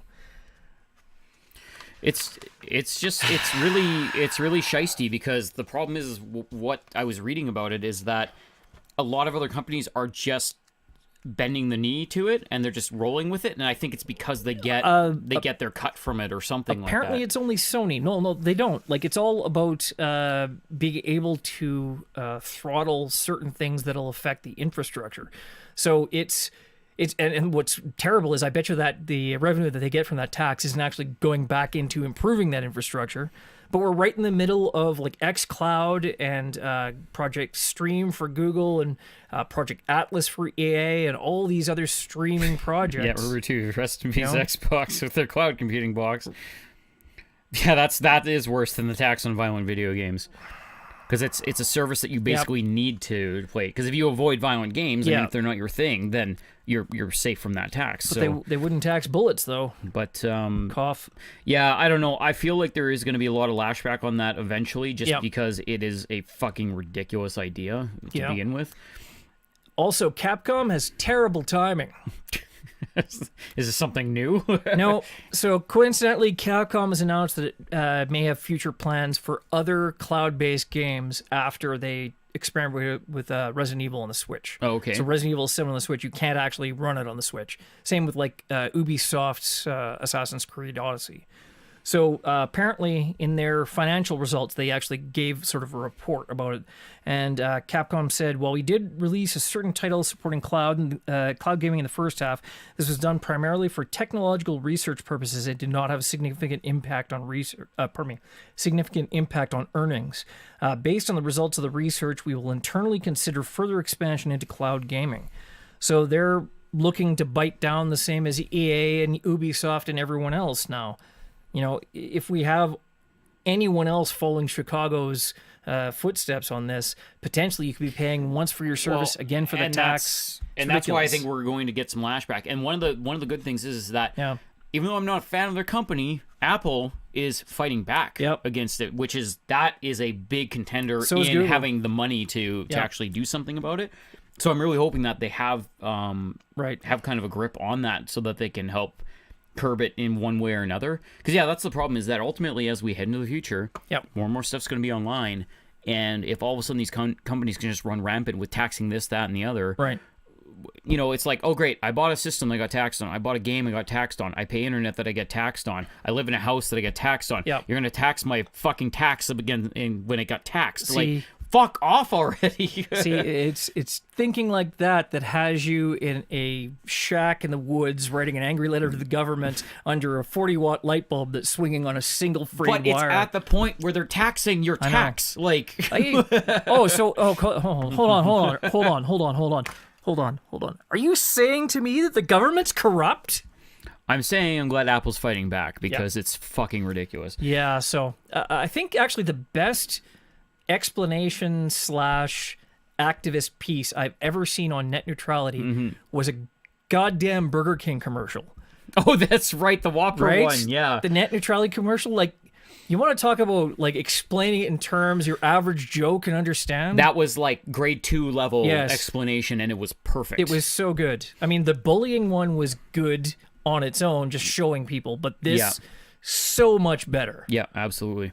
So if anyone wants to go out and check out actually, Burger Jay Tanuki, can you find the link for that and throw it in the chat so people can check it out? Because it was very well done. Good on them. All right, so speaking about the future. The future! In the year 2000. Okay, Reddit user 2Flock has leaked 4 photos on a post this week revealing what appears to be a brand new Valve VR system. Oh, okay. Yeah. You have my attention. It is a VR headset that has Valve branding. Mm-hmm. In each picture, like 5 or 7 units are shown. All like they look actual. They So look it's not just very one real. random thing No. sitting on a table. No, it's like 7 or 8 of these things. So if it's a fake, it's like a really well done fake. It has like it showed one of the circuit boards on it that has like Valve on it. The guy who was actually taking the picture or verifying the picture was trying to source individual components to see if like the numbers matched up to Right, actual components. And it apparently does. So there have been rumors of this, but this is like a huge leak. And Especially coming from Valve. Right. Like, that guy would probably be shot if they found out who it was. I'm thinking they can probably figure it out just by who had access and when the photo was taken. Like it's got to be something they can do some research on and start rolling. Yeah, some she heads. goes, his watch. Valve was just fucking teasing everyone. Right. I mean, you never know, right? You never know. I mean, Gaben, that he could just pull some shit like that. It was probably his own phone. So it's apparently just looking at the design of it. It apparently is cordless.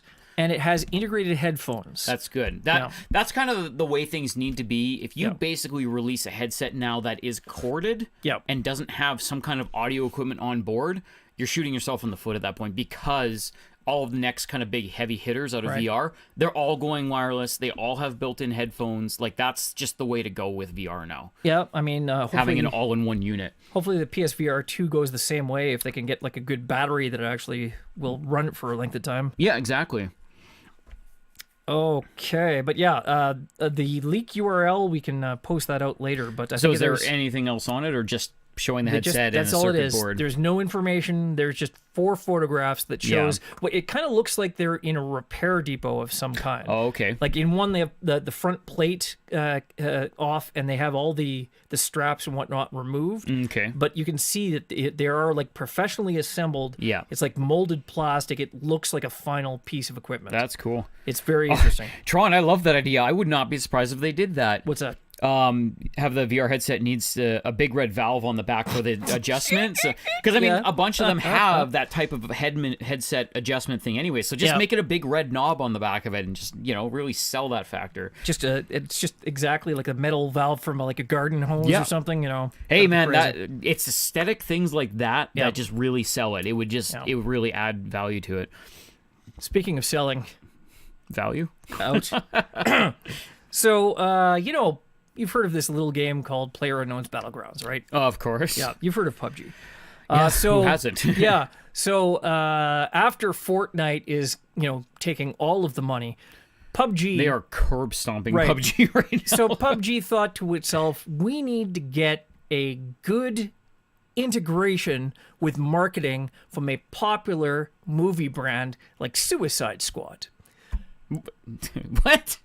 Because Suicide Squad is all the rage with kids these days. Obviously, it won a fucking Right? award. What, an Academy Award? No better synergy could be found in Hollywood than PUBG and Suicide Squad. Okay, what's the deal? I get to play as Harley Quinn in the You game. do. Yeah. You can buy Harley Quinn. GS3, what year is this? Yeah, you can buy Harley Quinn and Joker skins for your outfit, your hairstyle, your weapon, like your Yeah. melee weapon, and your face, so that you will look like The shitty look Joker like Jared from Leto. Like why? Like why would you want that? the worst one. Yeah. So, but get this: the Harley Quinn set is $24.99 US.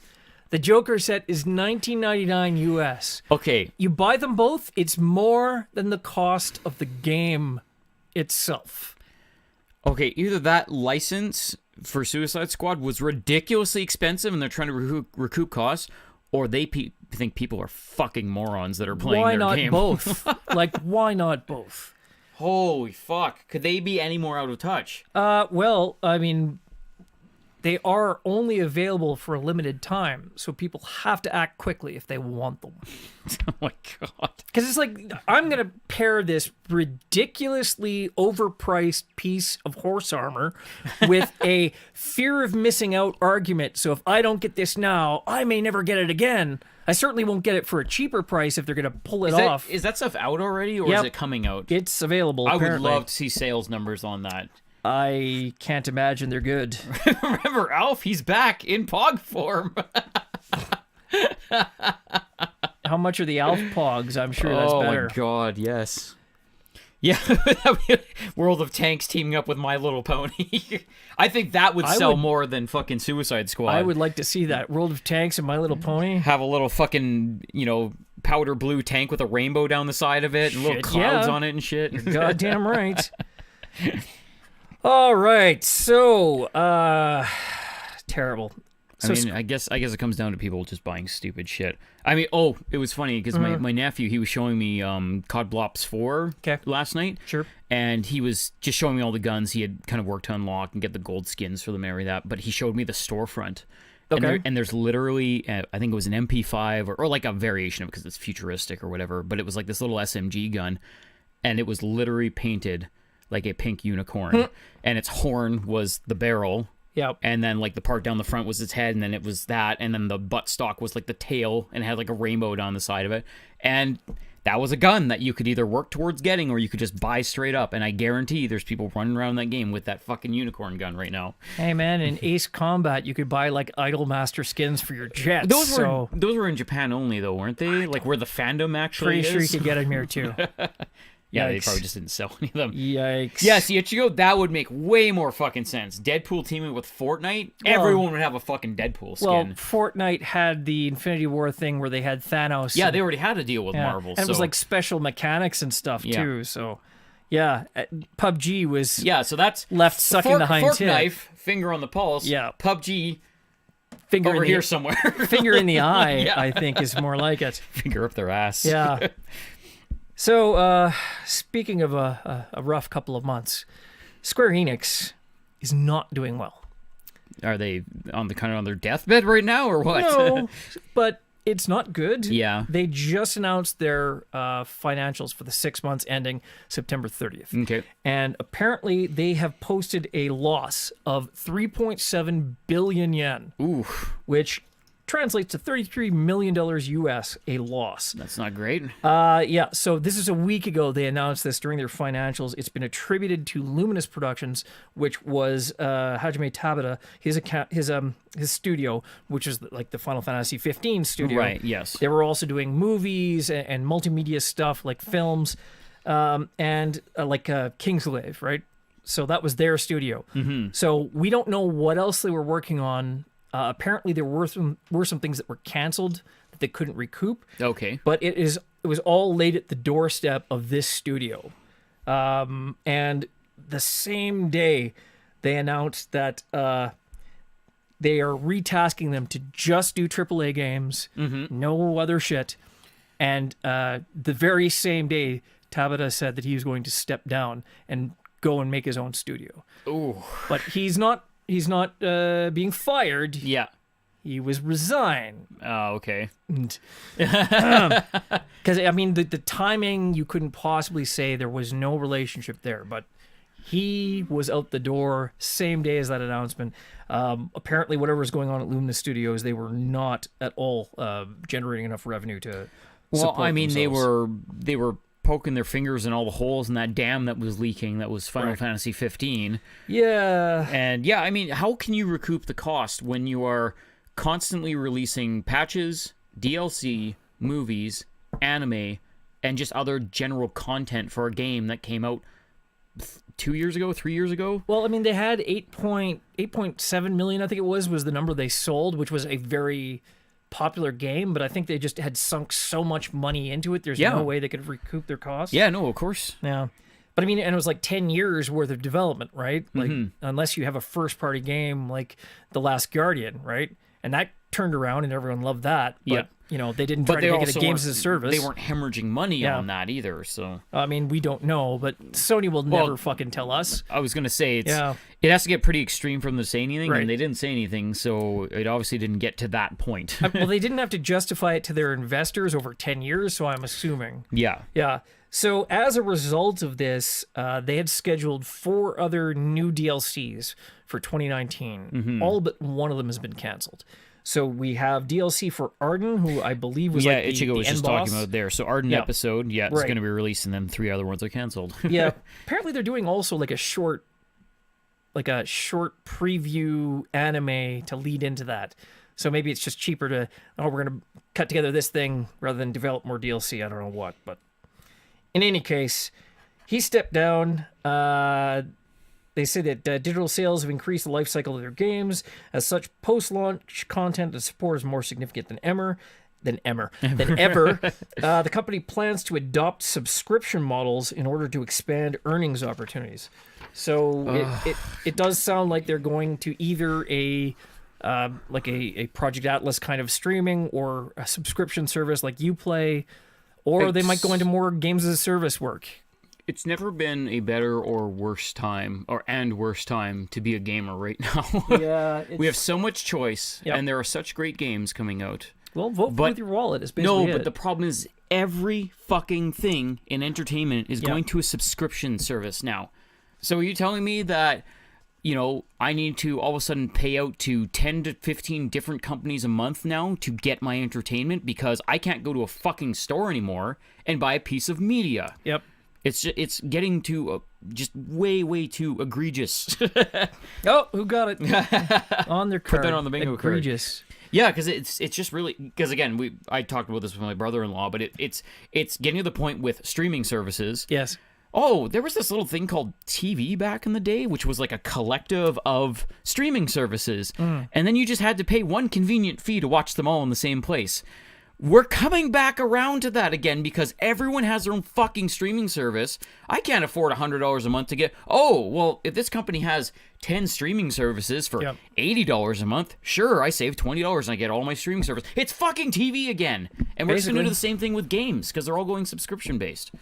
At the same time, you get things like PS Now that are now justifying their existence. You get the Xbox Game Pass. It's not a terrible idea, but if you have individual companies doing individual... Yes, and that's not where partnering that's where it's going to together. go because they want the most money that they're getting back from their service. So they're going to have it first party. And It's all going to come down to voting with your wallet. yeah. Because I'm not going to pay, for example, an extra $7.99 to get CBS All Access so I could watch Star Trek Discovery for it to be awful. Yeah. And it's going to be the same thing. It's like Just a random example. all of a sudden EA has a game streaming service and Ubisoft has one Yep. and fucking Konami has one and Capcom has one. And, Right. I mean, you can vote with your wallet you want, but there's going to be games coming out of some of those that you're like, I don't want to support them wholly. Like, I don't want to buy all of their fucking games. I literally want one game from them, but you have to get a fucking subscription service just to play it. Ichigo says Noctis, from what I've heard, is supposed to be an alternate ending, but don't know what. And the other two, no details released for Luna and Aranya episodes. Oh, because that's what a JRPG needs is an alternate ending. Well, it's just great that Luna Freya had all of her storyline cut out and have her like Frankenstein back into the plot. So she's doing a bunch of shit, but you don't know why. You're just following her around. And now that we actually get to see what it was that she was contributing to the plot, that gets cut entirely. So it's like, hooray for women. You'll never in video know. games. I'm surprised that it is one of the ones they cut. I mean, it's just I don't know why this disappoints me because I wasn't planning on going back anyway, but it disappoints me. Yeah. In any case, speaking of Final Fantasy, it looks like while we're talking about Square-Enix, we're obviously all waiting for Final Fantasy VII Remake. Of course. And we have no details about when the hell that's coming out. But during a closed event for the World Ends With You Final Remix, the Final Fantasy VII Remake director, Tetsuya Nomura, he said that he was actually getting questions from fans about what about the other Final Fantasy VII games, so like Before Crisis, for Dirge of Cerberus, Right, for Crisis Core. And he said, I just want to play like Before Crisis again. And he kind of laughed. He said, I was actually talking with some of the other people who were working on the project, and there is talk that they might do a compilation of these other games in addition. That'd be great. It would be. Just a little HD remaster disc with those on them, because a few of those, like I liked Crisis Core specifically. I liked Dirge of Cerberus. It was a little clunky in its build, but overall it was a fun game. Crisis Core was a masterpiece. Crisis Core was amazing. Yeah. The problem is I didn't have a PSP, so I had to play it on my buddies. Not so many people did. It was kind of like when they remastered a bunch of the Metal Gear games that were on PSP. Right. Shit that I never got to play because I didn't have a PSP. So that would be really good on them if they could bring some of those onto a disc for PS4. That would be awesome. Just to have Crisis Core alone, I never played the mobile one. Especially obviously. to have something kind of in between that lull until they eventually announce that it's going to be 10 years away.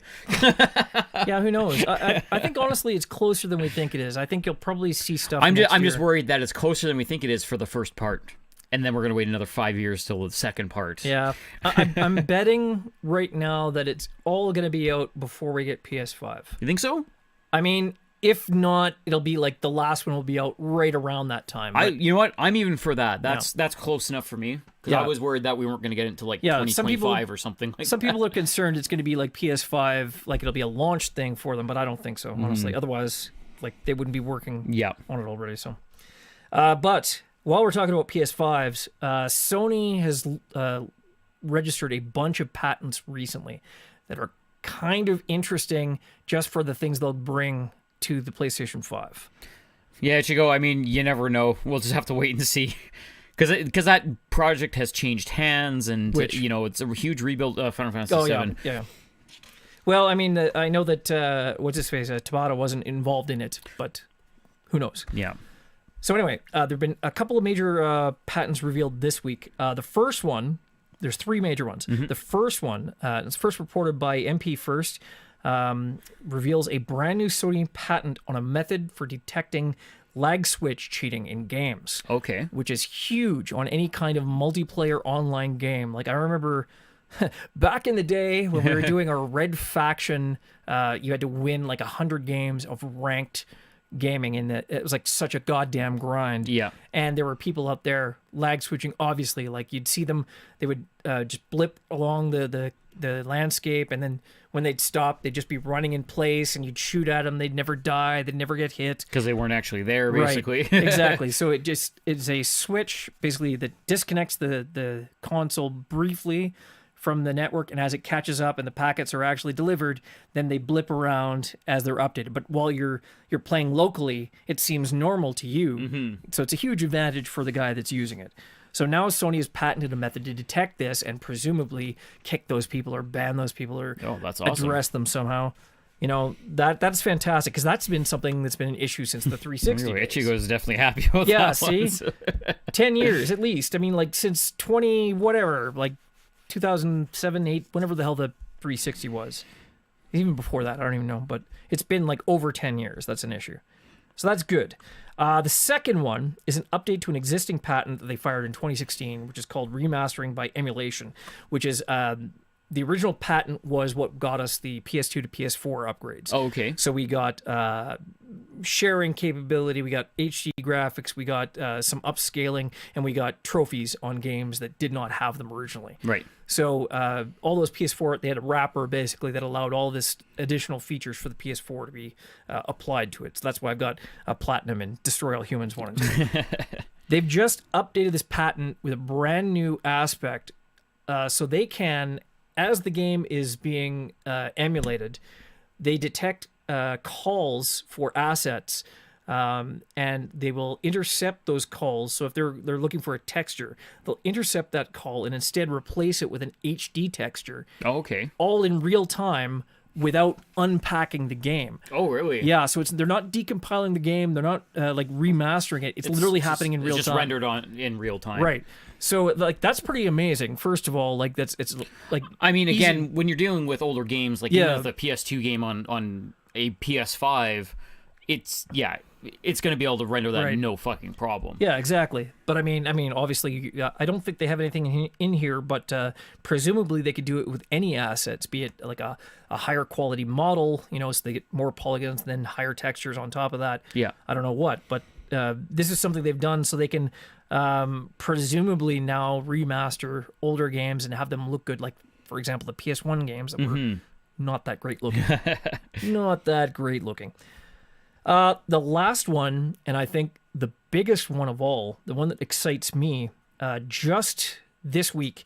Shut up and take my money, he says. Yeah, just this week, SIEA, they've filed a patent for a gaming controller.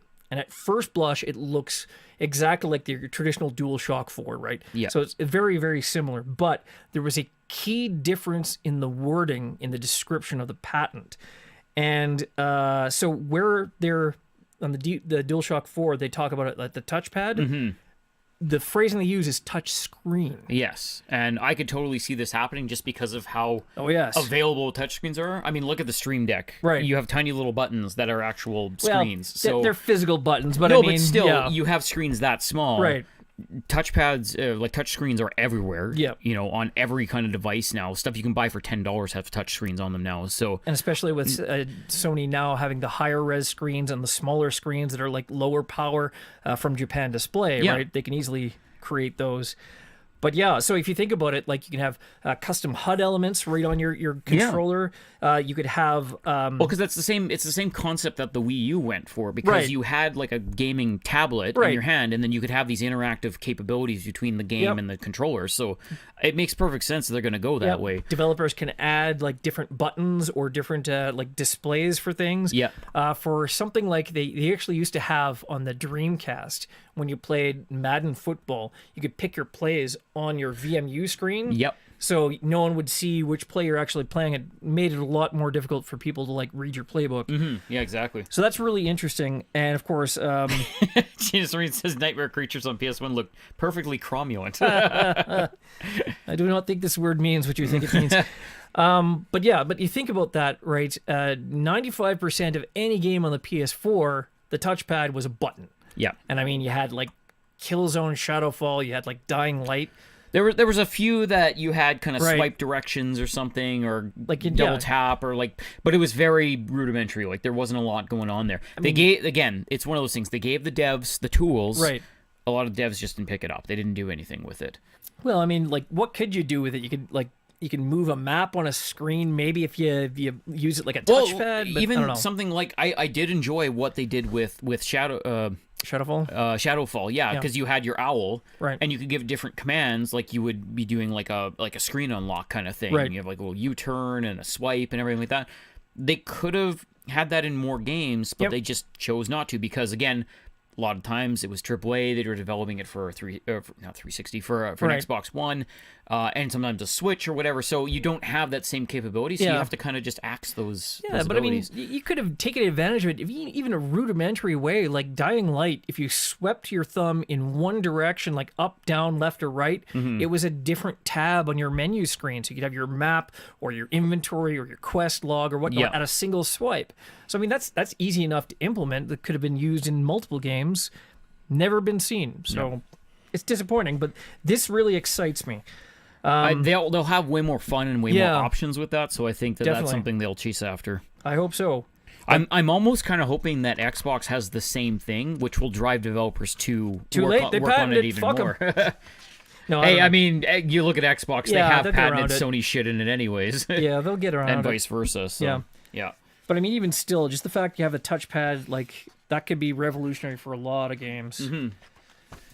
All right, we got some quick hits. And Tron says this is still ripping off the Dreamcast. Yeah, I know, it's ripping off the Dreamcast, except they didn't have a touchpad, and it was an LCD thing, and it was like a postage stamp. Neat concept, though. I did enjoy it. And the VMUs were just terrible. They could connect together ostensibly, so you could transfer memory back and forth. I'd still like to get my hands on a Pocket Station, even though they were Japan only. I would just love to own one, just as a piece of memorabilia. Sure. Just to rub it gently against you. Yeah, just softly at night before you go to bed. Make like a cricket noise. Okay, so some quick hits. November is bringing, again, some important improvements to Assassin's Creed Odyssey. So there's going to be paid DLC that comes out, but in addition, all the players are also going to be getting new quests, some changes to clothing, so you could have like an effect layer and a visible layer. Oh, okay. So you can have the cool looking stuff, and then actually have the effects of the other thing. Have your stats on the, because like there was a lot of cool looking shit that was just worthless to me. Yeah. But most importantly, they're going to have a 20-point bump in your level cap as well. Oh, okay. So you can level carry on 70, farther into the game. So a lot more points to spend, which I definitely need. I don't know if they're going to have new abilities that go with it, assuming that's going to be in the DLC. They may be kind of gearing that up as you advance in these levels. Then they have that breathing room to add said content. Yep. Amazon.com has a release date listed for Sunset Overdrive on PC. Apparently, that's coming out on the 16th, so a week away. We'll see. I don't know. I don't think that's even been confirmed that it is actually coming out. That seems a little bit sudden to be, we're going to have this. It really is. It just seems like they're kind of dumping it there, and that's it. Yeah, unless they would have announced it on the weekend or that was the intent, it seems an odd time. No, Ichigo, we're not talking about Destiny 2. We're talking about Assassin's Creed Odyssey. Why would we be talking about Assassin's Creed Destiny 2? Because he really likes Destiny 2. I guess that's true. Did you say Destiny 2? No, we didn't. We never said. It's never Lupus. He's just, when he sees people, they just keep saying Destiny 2 at him. Maybe that's all he hears? It's possible. Yes. Malkovich. It's ear disease. There you go. So Amazon also put up a temporary page for PS4's version of PUBG, but it was taken down shortly thereafter. It listed the release date as December the 8th, which is a Saturday. Yeah, that seems a little weird. Seems odd, but it's like... Because we talked about this before. Yeah. Like, we knew PUBG was coming out sooner than later for PlayStation because they wanted to dive in on the audience that had been kind of missing out. I don't know why they released it on a Saturday. I mean, I think the Game Awards are that week. I thought they were... I don't think they're Friday, though. Oh. But unless it's going to be like, maybe it'll be... it's live now. That's a possibility. That is a definite possibility because they have done stuff like that before. But for something like PUBG seems... who knows? It could be. But it seems an odd date. I mean, when you have a captive audience that... is probably going to be in that vein of wanting an online shooter and whatnot, they could easily show a trailer available on PS4 right now and you can go fucking download it. Well, maybe. You never know. Part 2 of Spider-Man's The City That Never Sleeps, which is called Turf Wars. That's going to be released next week, November the 20th for the PS4. The only thing we know about it is in the description it says butt heads with Hammerhead, which is like another Kingpin-style character. They apparently did have a conflict, so maybe Kingpin's going to come back. Which we can. That would be kind of cool. We didn't get enough of him because he was just kind of like right at the beginning, and then he was like the tutorial, basically, right? So more Kingpin. You can never have too much Kingpin. Yeah. Did you see the new Daredevil season 3? No, we're gonna start that real soon. I know. Really I'm definitely looking forward to it. Five Nights at Freddy's is getting a port to PS4 and Xbox One. It's gonna have. Oh yeah, I guess that's never been on PlayStation. It is not. No, it's gonna have new improved HD ports of all the original games. So the theory is that means 1 to 4. Mm-hmm. Who knows? Sorry, Chico. I'm sorry for spoiling that Kingpin was the tutorial of the game. Oh, no. Yes. You literally see him in the first 30 seconds of the game. Yep. It happens right away. Anyway, don't worry, he dies. No, I'm kidding. He actually makes love to Spider-Man. It's beautiful. It is. He can't quit him. Oh, sorry, spoiler alert. Yes. There's no release date for the Five Nights at Freddy's collection. He says they're only 20% complete, so it's a ways off. I mean, I can't imagine they need much mastering anyways. They're not processor heavy games. They're not great looking games, so I mean they are what they are. I don't know what they're going to do to them to make them look less night trappish, but it needs to. That's the whole thing is it's just kind of like a lot of them are just a single panel graphic with some animations in front of it, so they don't need to put a lot into it. That's for sure. Creepy mist. Mm-hmm. Okay, Sony has granted a rare extension to certain PS3 games that were going to have their servers decommissioned. Servers will be still live for Twisted Metal on PS3, PlayStation All-Stars Battle Royale, Sound Shapes, and Warhawk until January 31st, 2019, 12 a.m.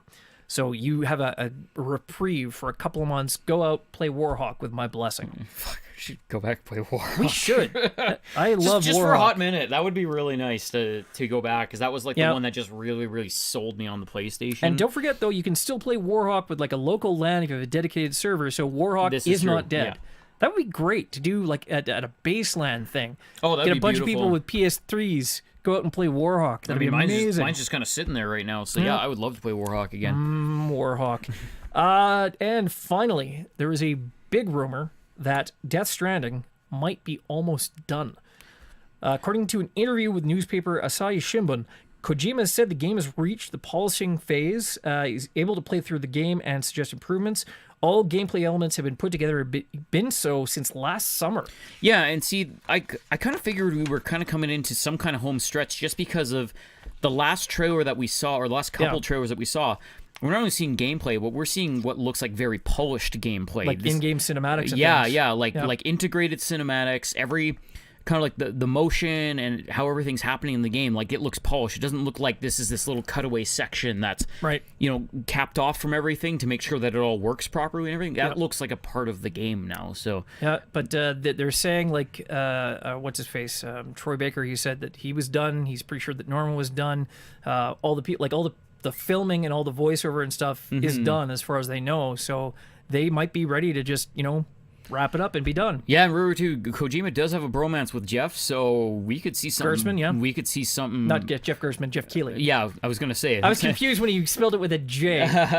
Jeff is with a G it's for G-off. Keighley. G-off. G-off Keighley. The King's way, they spell it, you see. The King's way. Yeah. But yeah, they're like this. So, I mean, we could see something big at the Video Game Awards this year. That would be nice. Especially since PSX isn't going to happen. Yeah, like, they have to dump it They here. could put all that stuff in that bucket this time. So. Like if they dump it here before Christmas, like that's not a half a bad idea. All right, so the big ticket last weekend was the X18 event, and it's not a plane. It's the X018, which was Microsoft's big exposition for Xbox One players. Maybe it's XO18, which makes X1. XO18, sure. Maybe. Yeah, I don't know. Anyway, long story short. It's not Zo18, that's for sure. No. It's last weekend in Mexico City. It was a huge event. Not much in the way of new big announcements, but there were a few ones that are interesting.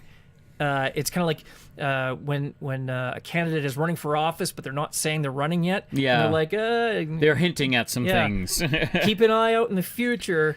But Rutu, you shut your mouth. It will not. Fork Knife will win it this year. Well, because that was the big thorn in the side. Is that fucking PUBG won Game of the Year, which it was a fucking beta of an online shooter. Nope. God, no. It should not have won. This year, you got Red Dead, you got God of War. You got Spider-Man. I mean, once you're past those two, it's all diminishing returns. Like, Spider-Man is good. But, I mean, Spider-Man would blow PUBG out of the water. Like, that... Yes. You're really that? I mean, okay.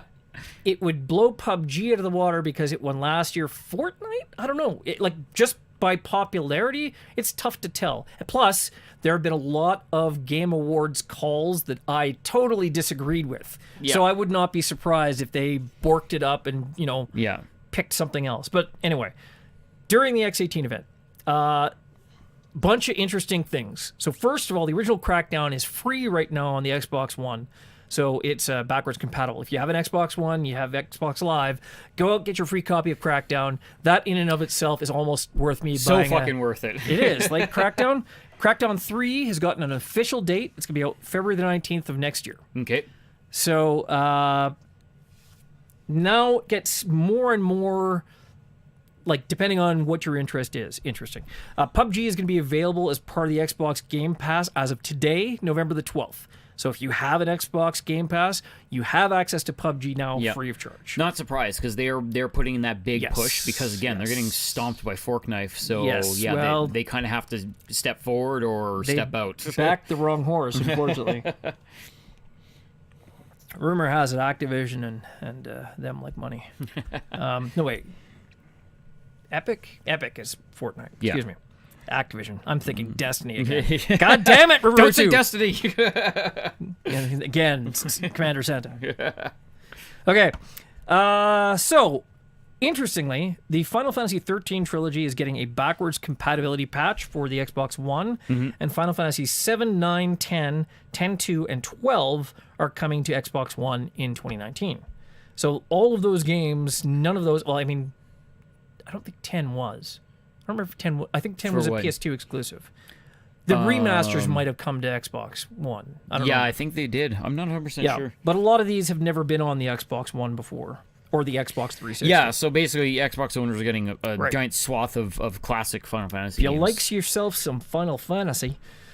Also, it was announced that several games are getting mouse and keyboard support for Xbox One, including Strange Brigade, DayZ, Warframe, and Fortnite as of November the 14th. So 2 days from now, mouse keyboard controls. Something you've never seen. Competition is really going to pick up then. They got to get that inside the core SDK so we can see more of those, though. Ninja Theory's new project, they are not going to reveal that anytime soon. It's going to be revealed in 2019, which tells me it's probably coming out in 2020 and it's positioned for Xbox Next. Whatever it is. We've been just calling it Xbox Next or Nextbox. I like that. It's tighter. Nextbox. I don't want to give any fucking ideas because it come up with some shitty goddamn name again. Like the Xbox One X. Right after releasing the Xbox One S, that still drives me insane. As long as they don't call it the Xbox One Next. Yes. X. I would not be surprised. Okay, so Playground Games, they also put it in advance. They're not going to be talking about their stuff at the X18 show last weekend, but they have made some announcements. They are putting together a open world action role-playing game project that is being developed at their second studio. That is apparently a new Fable game. Okay. Now, they had gone on a hiring spree. They hired people from Rocksteady, from Ninja Theory, from Guerrilla Games, and from BioWare. So, for a strong pedigree in action RPG games. Say that's a good grab right there of that type of talent. Yeah. So they are also positioned for a 2020 release on that as well. Then came the not so surprising and big surprise news, where Microsoft had acquired 2 other major studios. And the first one we'd heard was happening for a while. They bought Obsidian, which really kind of bothers me, but that's a great acquisition for Microsoft, but I really wanted to see a sequel to Alpha Protocol 2 without having to buy an Xbox. You can just play it on PC. I will have to, yes. But apparently Obsidian Entertainment, they recently did their crowdfunded Pillars of Eternity 2. Apparently that one tanked horribly.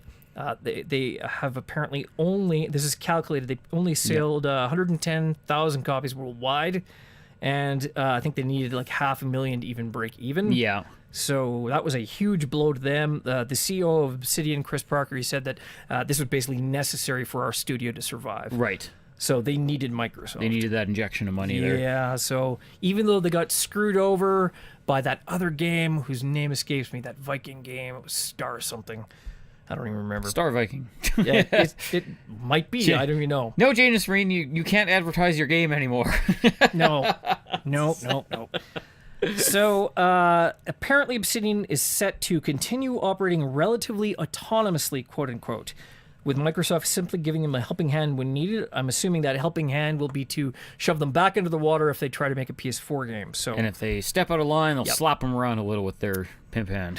So the other major studio that they purchased was In Exile Entertainment, which on its own, you might not recognize that name. Yeah, definitely not. Okay. Doesn't ring any bells. They're the guys who made the Wasteland series of games. Oh, okay. They made Bard's Tale. Yep. And they made Torment, Tides of Numenera, which was the Planescape Torment spiritual successor that they had a Kickstarter for. I don't know those ones, but the definitely the Wasteland and the Bard's Tale ones. I've definitely heard of those ones before. Right. So, you know, Planescape Torment, right? Largely, like a lot of people say, is the best role-playing game of all time. Certainly the best Dungeons & Dragons role-playing game. Yeah. They, like all the people who did that, got together and made a game that was similar. It wasn't a sequel, because of course they didn't have the rights. Of course. Yeah. Similar. So a spiritual successor, as it were. Exactly. Janus Marine, good on you. Smart move. Janus Marine Digital LLC has decided to exit the mobile games market. That's after probably the Diablo debacle. Yeah, I think that's after we found his shell corporation in the Caymans. I think that was the problem. He's been found out. So this is interesting for a couple of reasons. First of all, these are all fairly big things. In Exile had a couple of games that were coming to PS4. They still are, but past that, forget it. So Wasteland 3, Bard's Tale 4, those will be on PS4 like they had said. Anything after that, almost certainly not. I don't think this is like a Minecraft situation where Microsoft is going to get the money and they just want it everywhere. But they now have a studio that basically created Fallout New Vegas, my favorite Fallout game. A lot of people's favorite Fallout game. Alpha Protocol, which, you know, had some flaws but had some brilliant parts of it, and Wasteland, which is essentially made by the guys who made the original Fallout game. they can create effectively a next generation Fallout game without Bethesda and call it like, Wasteland. Right? Wasteland 3D. Wasteland XS. And you better believe they're going to do that too, Right. because they're going to want their own version of a Fallout style game. Well, I mean, their biggest weakness on the Xbox is they don't have a lot of role-playing games. And Fable never has been really that great. Sorry, Peter Molyneux, but It's had its fan base, but yeah, it's never been that No. big like smash title for them. no. And I mean, they don't have that first-party support. Now they've purchased so many of these, like, I won't say second string, but these are highly talented, but not your AAA. Yeah, but generally they're good acquisitions studios. because they're chips on the table now. Yeah. Like these are things they've got on lock. They can be like, you make a game, you make a game, and you make a game, and they are on our system.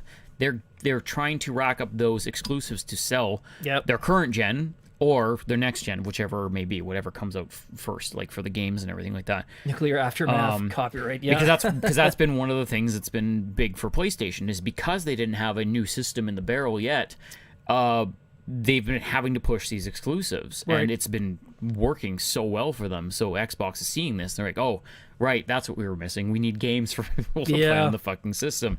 Now, with that being this way now that Xbox is acquiring all this talent, does that mean we're going to see a push from Sony to pick up like Insomniac or someone like they? Because I mean, I don't know. because they've had great time with these exclusives. Yeah. So I'm thinking Sony might want to get a lock on some of those, like pick up some of these talented studios and make them, first-party developers. Well, I mean, there is a possibility. I remember that there was apparently discussions with Insomniac back in the day before they went to work like under the EA Partners brand. They always wanted to maintain their independence. I don't know if maybe that's changed. They have had a couple of games that have not done fantastic. Yeah. But then again, they just came back and they made like 2 really successful games for the PS4. right. So it's possible. I don't know if they need that kind of buffer like Well, Obsidian did, right? And it could be one of those situations where they can still operate as mostly independent. Just Right. Sony is that kind of, they're just looming over them kind Maybe. of situation where if they need a bit of help or they need a bit of direction, they can kind of get in there. Yep. And they can say, hey, your game is on our system. But outside of that, they can still very much let them be, their own thing. Because clearly they figured out Yeah. something. Like they know what they're doing now with the current games that they've been making. I mean, it's possible, right? There's a lot of these studios that make games for Sony. Like when The Order 1866 came out Yeah. and was kind of bland, Hit and miss. beautiful visually, Yeah. gameplay was... That's a little lacking. The story was really good, but again, the gameplay was so like cookie cutter by the numbers nonsense. So anyway, there was talk back then that Ready at Dawn was going to be an acquisition by Sony, and that changed when The Order like basically flopped. There's a lot of ones out there like they could consider, like for example, Quantic Dream is still a independent studio. Even though they've basically Right. been working for Ever since- Sony for the yeah. most part, yeah. Ever since Omicron, the Nomad Soul, all of their games have been Sony only. yeah. Actually, no, that's not true. Fahrenheit or Indigo Prophecy Yes, was that out on was- PC as well. So, I mean, it's always a possibility. You get things like that. You get. I would really like them to see them pick up a studio like Blue Point. Oh, absolutely. Right. For all their remasters? Yeah, but I mean, like, if you could get a studio that does a remaster that well for Shadow of the Colossus, hand them an actual unique IP. Like, that's how Ready at Dawn got started, right? They were Yep. doing all the God of War ones. Yeah, exactly. And so, I mean, that would be amazing if they were to do that. But Blue Point has had so many good remasters. I think they have the talent right now to go out and do an actual game themselves. Well, yeah, they've definitely proven themselves. Right. So, if Tron do it, you know what? You'll probably have more fun. Gonna switch your Fallout 76 pre-order Spyro.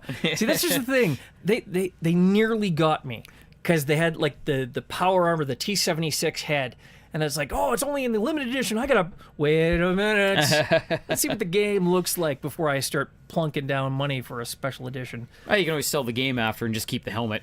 I guess, but I mean, right then the game is the least valuable part of that package.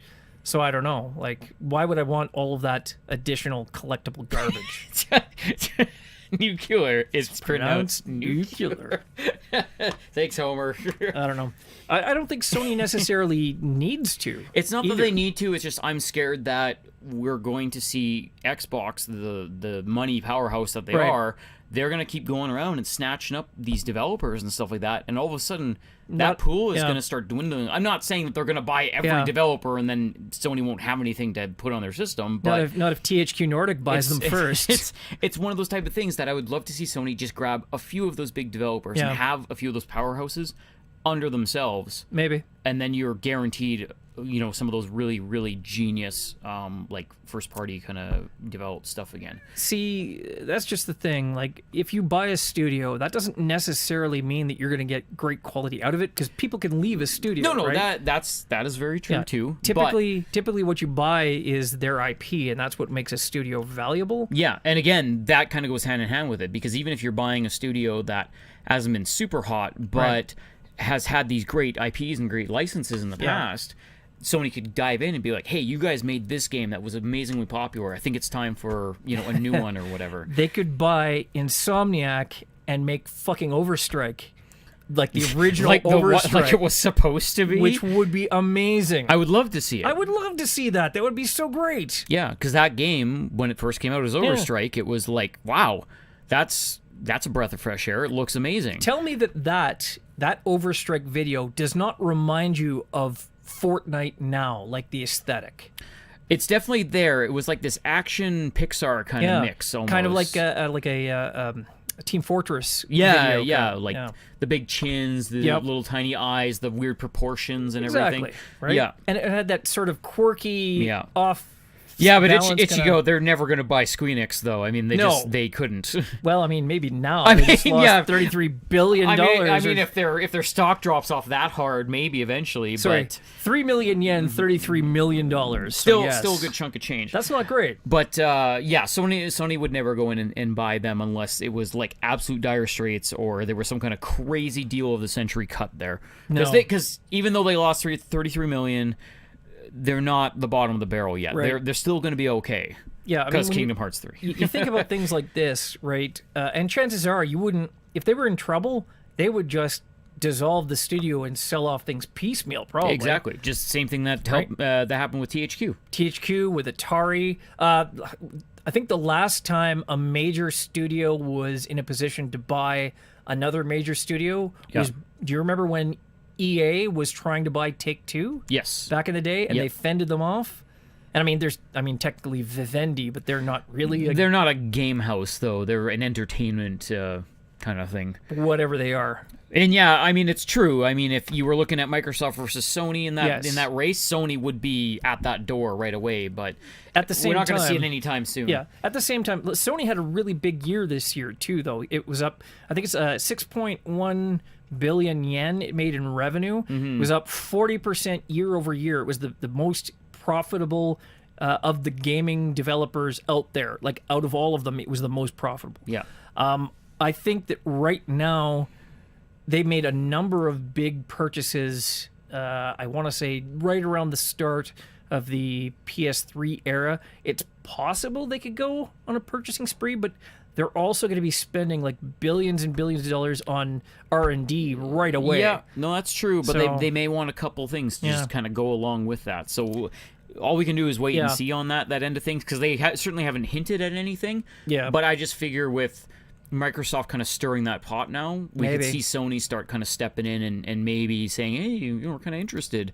But at the same time, right, you got Ghost of Tsushima. Yeah. Ghost of Tsushima. Like that, based on the timing, could be a cross-platform PS4, PS5 game. You have, what else? Whoever knows what Death Stranding. I mean, who the fuck knows? There's the possibility, of course. Everyone's talking about PS4 backwards compatibility for PS5 as well. Yeah, and I think that would seems logical. That would be an obvious smart play on their part because of what we've seen with Xbox backwards compatibility. That was a big sell for a lot of people on that. So yeah, being able to play my PS4 games on my PS5. Yes. Instantly, like that's a huge like bonus. Now that you don't have to be shackled to the original, like the cell processor. Yes, exactly. And again, we've always talked about I love having all my place in one place to play. So if I can keep all my PS4 games and then play them on my PS5, we're golden then, Sony, so please do it. Oh, we have some background assassinations going on. Speaking of which, strangely enough, we had so much news, I actually left a bunch of shit out. Yeah. And we're running ahead of time for the first time, if you can believe it. Do you have that extra news on you there? Nah, we can go straight to the choice, but what I wanted to talk about was just off topic entirely. Did you see that trailer? I think it was called... Detective Pikachu. No. Although, yes. But no. It was a Netflix one. I think it was called Kingdom. It's a feudal Japan zombie movie. It was that's at like the top header of Netflix. It was what's his name? Chris Pine, I think, is the lead actor in it or something. That's a different one. Is that a different one? Okay. He's Robert the Bruce there. He's like in Scotland. Oh, okay. And that's not a zombie film. I just saw medieval shit, so I thought that's what it was. No, it is a samurai movie. Like it looked like a reboot of Shogun. Okay. Until I started seeing like the emperor had died and he comes back to life and then there's zombies everywhere and it looks fucking amazing. All right then. And that's just available it's on Netflix. It's on Netflix. Right now? It's coming out. It's coming out I think early next year. Oh, okay. If anyone is, I thought you said it was on now. No, like it's not on now. Just go watch it. No, if I could tell you the name right away. If anyone has seen that ad, check that out. Oh, hey, Benito, thanks for coming out. Yep, thanks. It's always nice to have you in the chat. Oh, he's going to watch us play shitty games on Thursday. I hope so. And don't stay away till Thursday, Benito. We have, of course, tomorrow is Comic Sans with Kelly and Albal. Maybe they'll talk about, like, Detective Pikachu. Of course they will. I'll make sure that they do. I'm sure they'll have a lot to say about Stan Lee, unfortunately. Of course, that's going to be just so disappointing. Just very unfortunate. But, I mean, again, it's one of those situations where...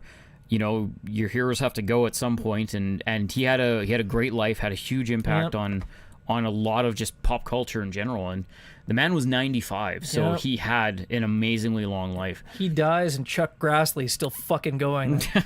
God damn it! It's the bastards, man. Benito presses F to pay respects. Yep. That's such a terrible short form. I mean, it is what it is. It's so memeable. Terrible. All right. So you know what time it is. Absolutely. It's time to press select in the options menu. And this week we're going to try something new by suggestion. JT Nuki wants us to do... Well, we were burning through our games, so we had to bring some new things in. Yes. And if anyone else have suggestions for the options menu out there, like anything you want to see us do or talk about or whatever, let us know. Because we only have limited things for the options menu, so... We need to expand our minds a little on that. We need to do checkpoints more, really. That too, yes. Yeah. I love discussing those topics. Yes. It's just we never know how much time we're going to have at the end of the show, so it's almost always we're either behind time or like right at the at the edge.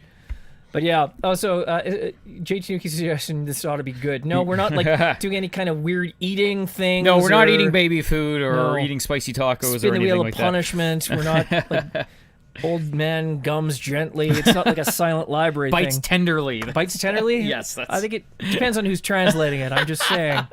Maybe it loses something.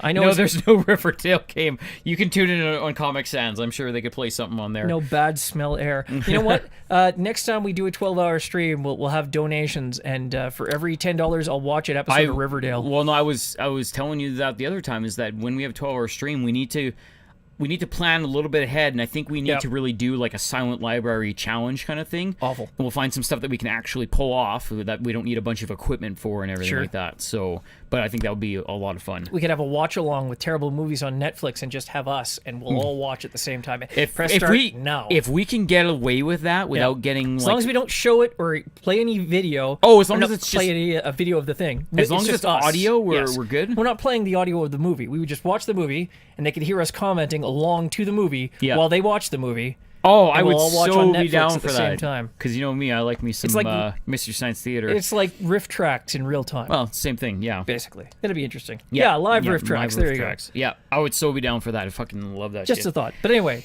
this week we're going to try something different. We're just going to make a recommendation of something. Yep. And you're going to have to justify yourself. It's not of something. It's literally, this is Digital Fiasco Suggests. So we'll think of a catchier name later on. Fiasco Picks. But sure, that works.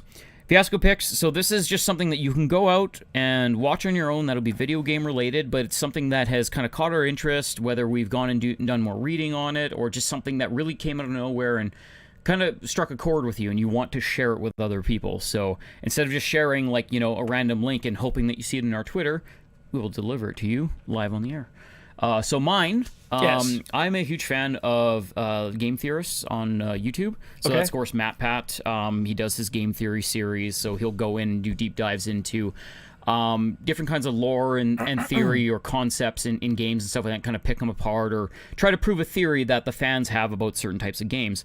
But there was one interesting series that he did which really kind of caught me off guard. It was just so thoroughly interesting that I believe everyone should see this if you love kind of anything that's just like really weird and kind of creepypasta about some games. Okay. And so they found this one game that this one guy had started to post online that he said was delivered to his house, and he doesn't know where it came from or anything like that. So again, instantly creepypasta right there. Is it Polybius? No, it's not Polybius. No, it's one actually called Petscop. And so basically what this is it looks like a PlayStation 1 era game. I'm sorry, Pets Cop? Petscop as one word. So it would say Petscop if it was separated. Pets Cop. But it's called Petscop. And so it looks like a PlayStation 1 era game, and it's very... All pets are innocent until proven guilty in a court of law. Shut up. Pets Cop. Very akin to a Pokemon style game. Sure. So you have a weird looking little character. You're walking around this friendly little town, little white picket fences, and A lavender town by chance? no, not Okay. lavender. It's quite kind of gray and green color. Okay. But as you, Oh, God. that's it, Tron. That's one. That's one. For those of you watching this on YouTube after the fact, Tron just came back with Paw and Order. Yep. I mean, Because he just had to get his pun in there. I got to give him credit. That is a solid pun. Yeah, Nichigo, if you thought that you heard about it, it's actually it's definitely worth going and checking out. So basically what it comes down to is this guy gets delivered this game from somewhere. And it's this really weird looking Pokemon style game where you have a character, you're running around, you're collecting these things. I think they're just called pets in the game. Sure. But they're a bunch of funky looking little creatures. And you capture them and you use them to like battle other ones and everything like that. Yep. So it seems like just this weird kind of tech demo. But as you go along, you get to this certain point where all of a sudden you've caught everything and you go down into this basement and all of a sudden you're in this kind of weird underworld, and it's like a dark version of the world, and everything is just weird, creepy, like it almost looks like a graveyard. Everything is like brick buildings and there's like headstones and stuff like that. Okay. And as you go in, all of a sudden, just really twisted shit starts happening. Like you talk to certain characters and they'll be muted, or you talk to certain characters and their stuff, all their speech is like garbled, or they'll be telling and talking about really weird things.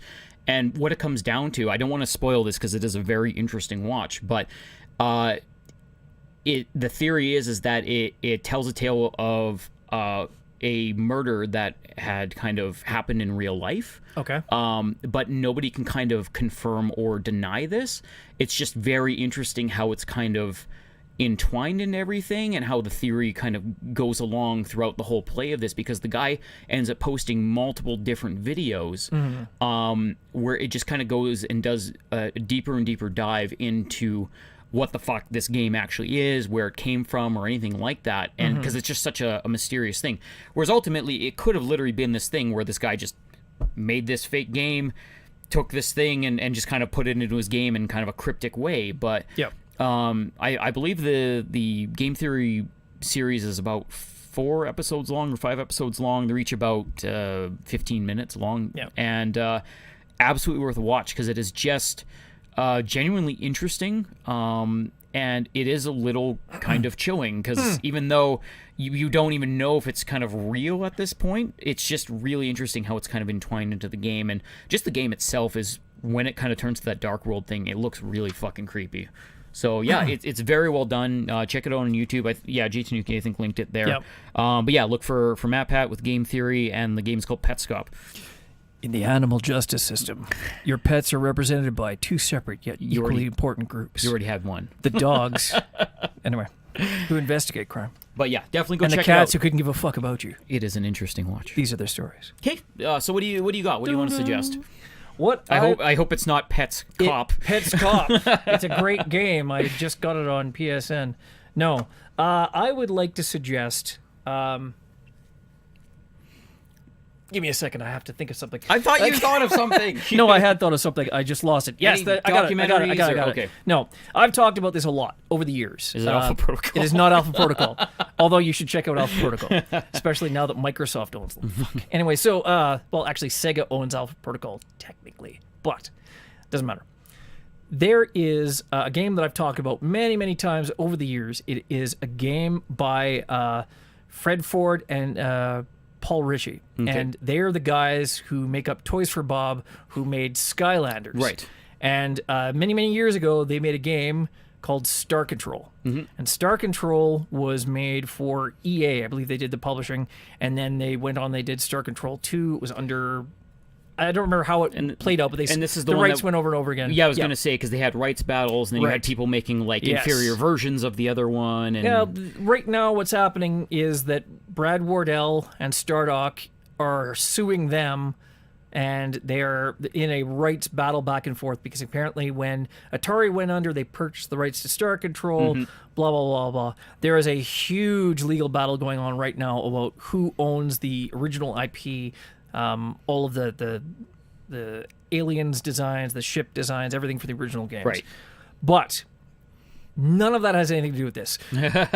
What they did when Star Control 2, I believe it was around one of their anniversaries, they actually released an open source version of the game. Okay. So what they own is they own the code, the IP, the look of the game, everything in the game except for the name Star Control. They did not own the title, like the trademark title Star Control. However, they do reference a organization in the game, which is Star Control, which is like their Starfleet. Gonna say, like, controller of the stars Yeah. or something. I mean, like if it came down to it, I'm sure they could just, Control C, Control V. But Yeah.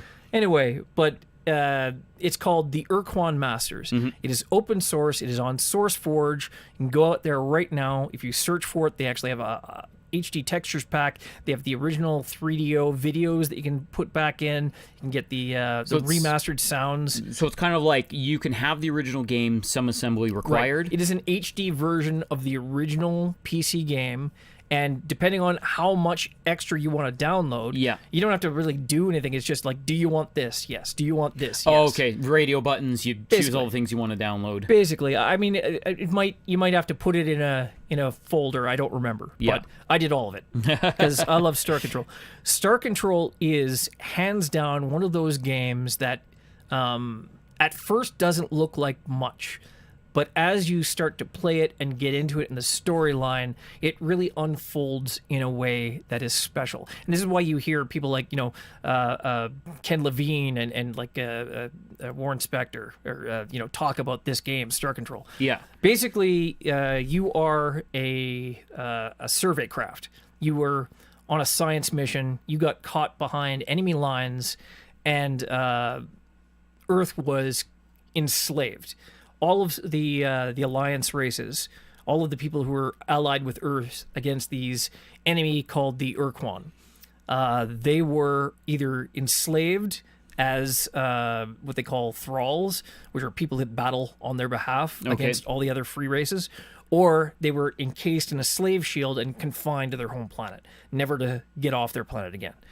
So it's up to you in your one tiny ship to figure out like what happened, go out into the universe, get all these materials, build your ship back up again, and try to reassemble this alliance of space and do battle against the Urquan and their many, many different thralls. Each one has a different ship, and when you actually fight, the battles are in real time, and you're doing like little arcade battles, and each ship has different characteristics. Yeah. So it's like an asymmetric battle that you can get into depending on who you're fighting. You want to have one of these other alliance races, or you can fight with your flagship. So as you're flying around in this little ship, you obviously pick up kind of treaties and friends and stuff like that to pick up these other ships. So are there ones that you can just completely blow what you say to them and they don't join you? And oh yes, in fact, if you fail to, here's the thing.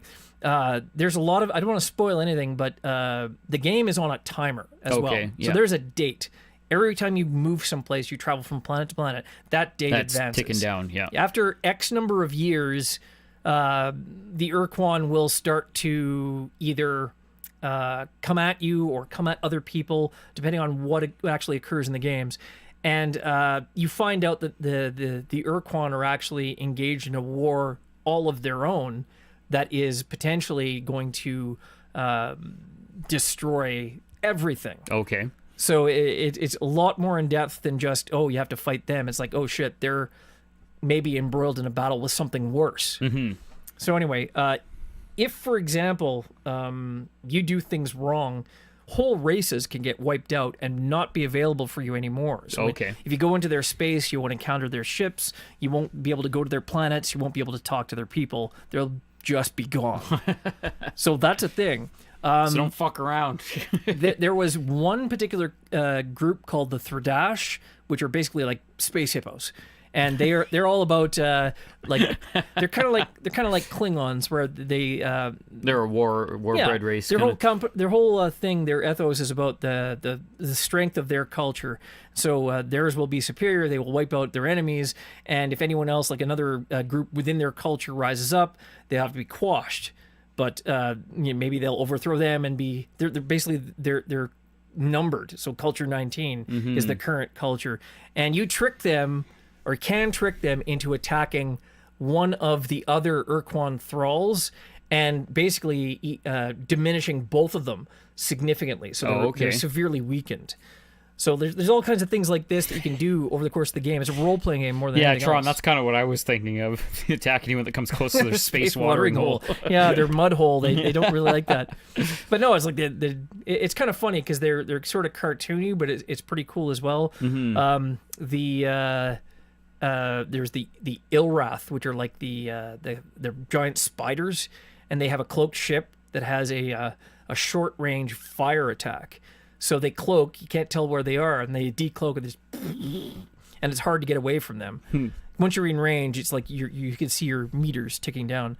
What's interesting is that your life meter is literally humans that you're recruiting from the starbase. So it's your population Right. is your life meter. That makes sense. So you can you could be in a position where you're having to recruit people back up, and there's a cost to recharge your life, but it's just people are dying. Yep. And if you let too many people die, people start asking questions about what the fuck are you doing out there, and it might actually have an impact on the way the game plays. Yeah, no, that makes sense. There's a lot of things. There's a lot of unethical. There's a situation where you can trade like 100 people for a certain piece of technology, and your starbase captain will not be happy with you if you make that trade. So shit like that. There's all kinds of interesting little conundrums and role playing, in addition to just exploration, mining, and building your ship up and fighting. Sweet. It's pretty cool. So it's completely open source. Completely open source, completely free. It's called the Urquan Masters. UR-QUAN.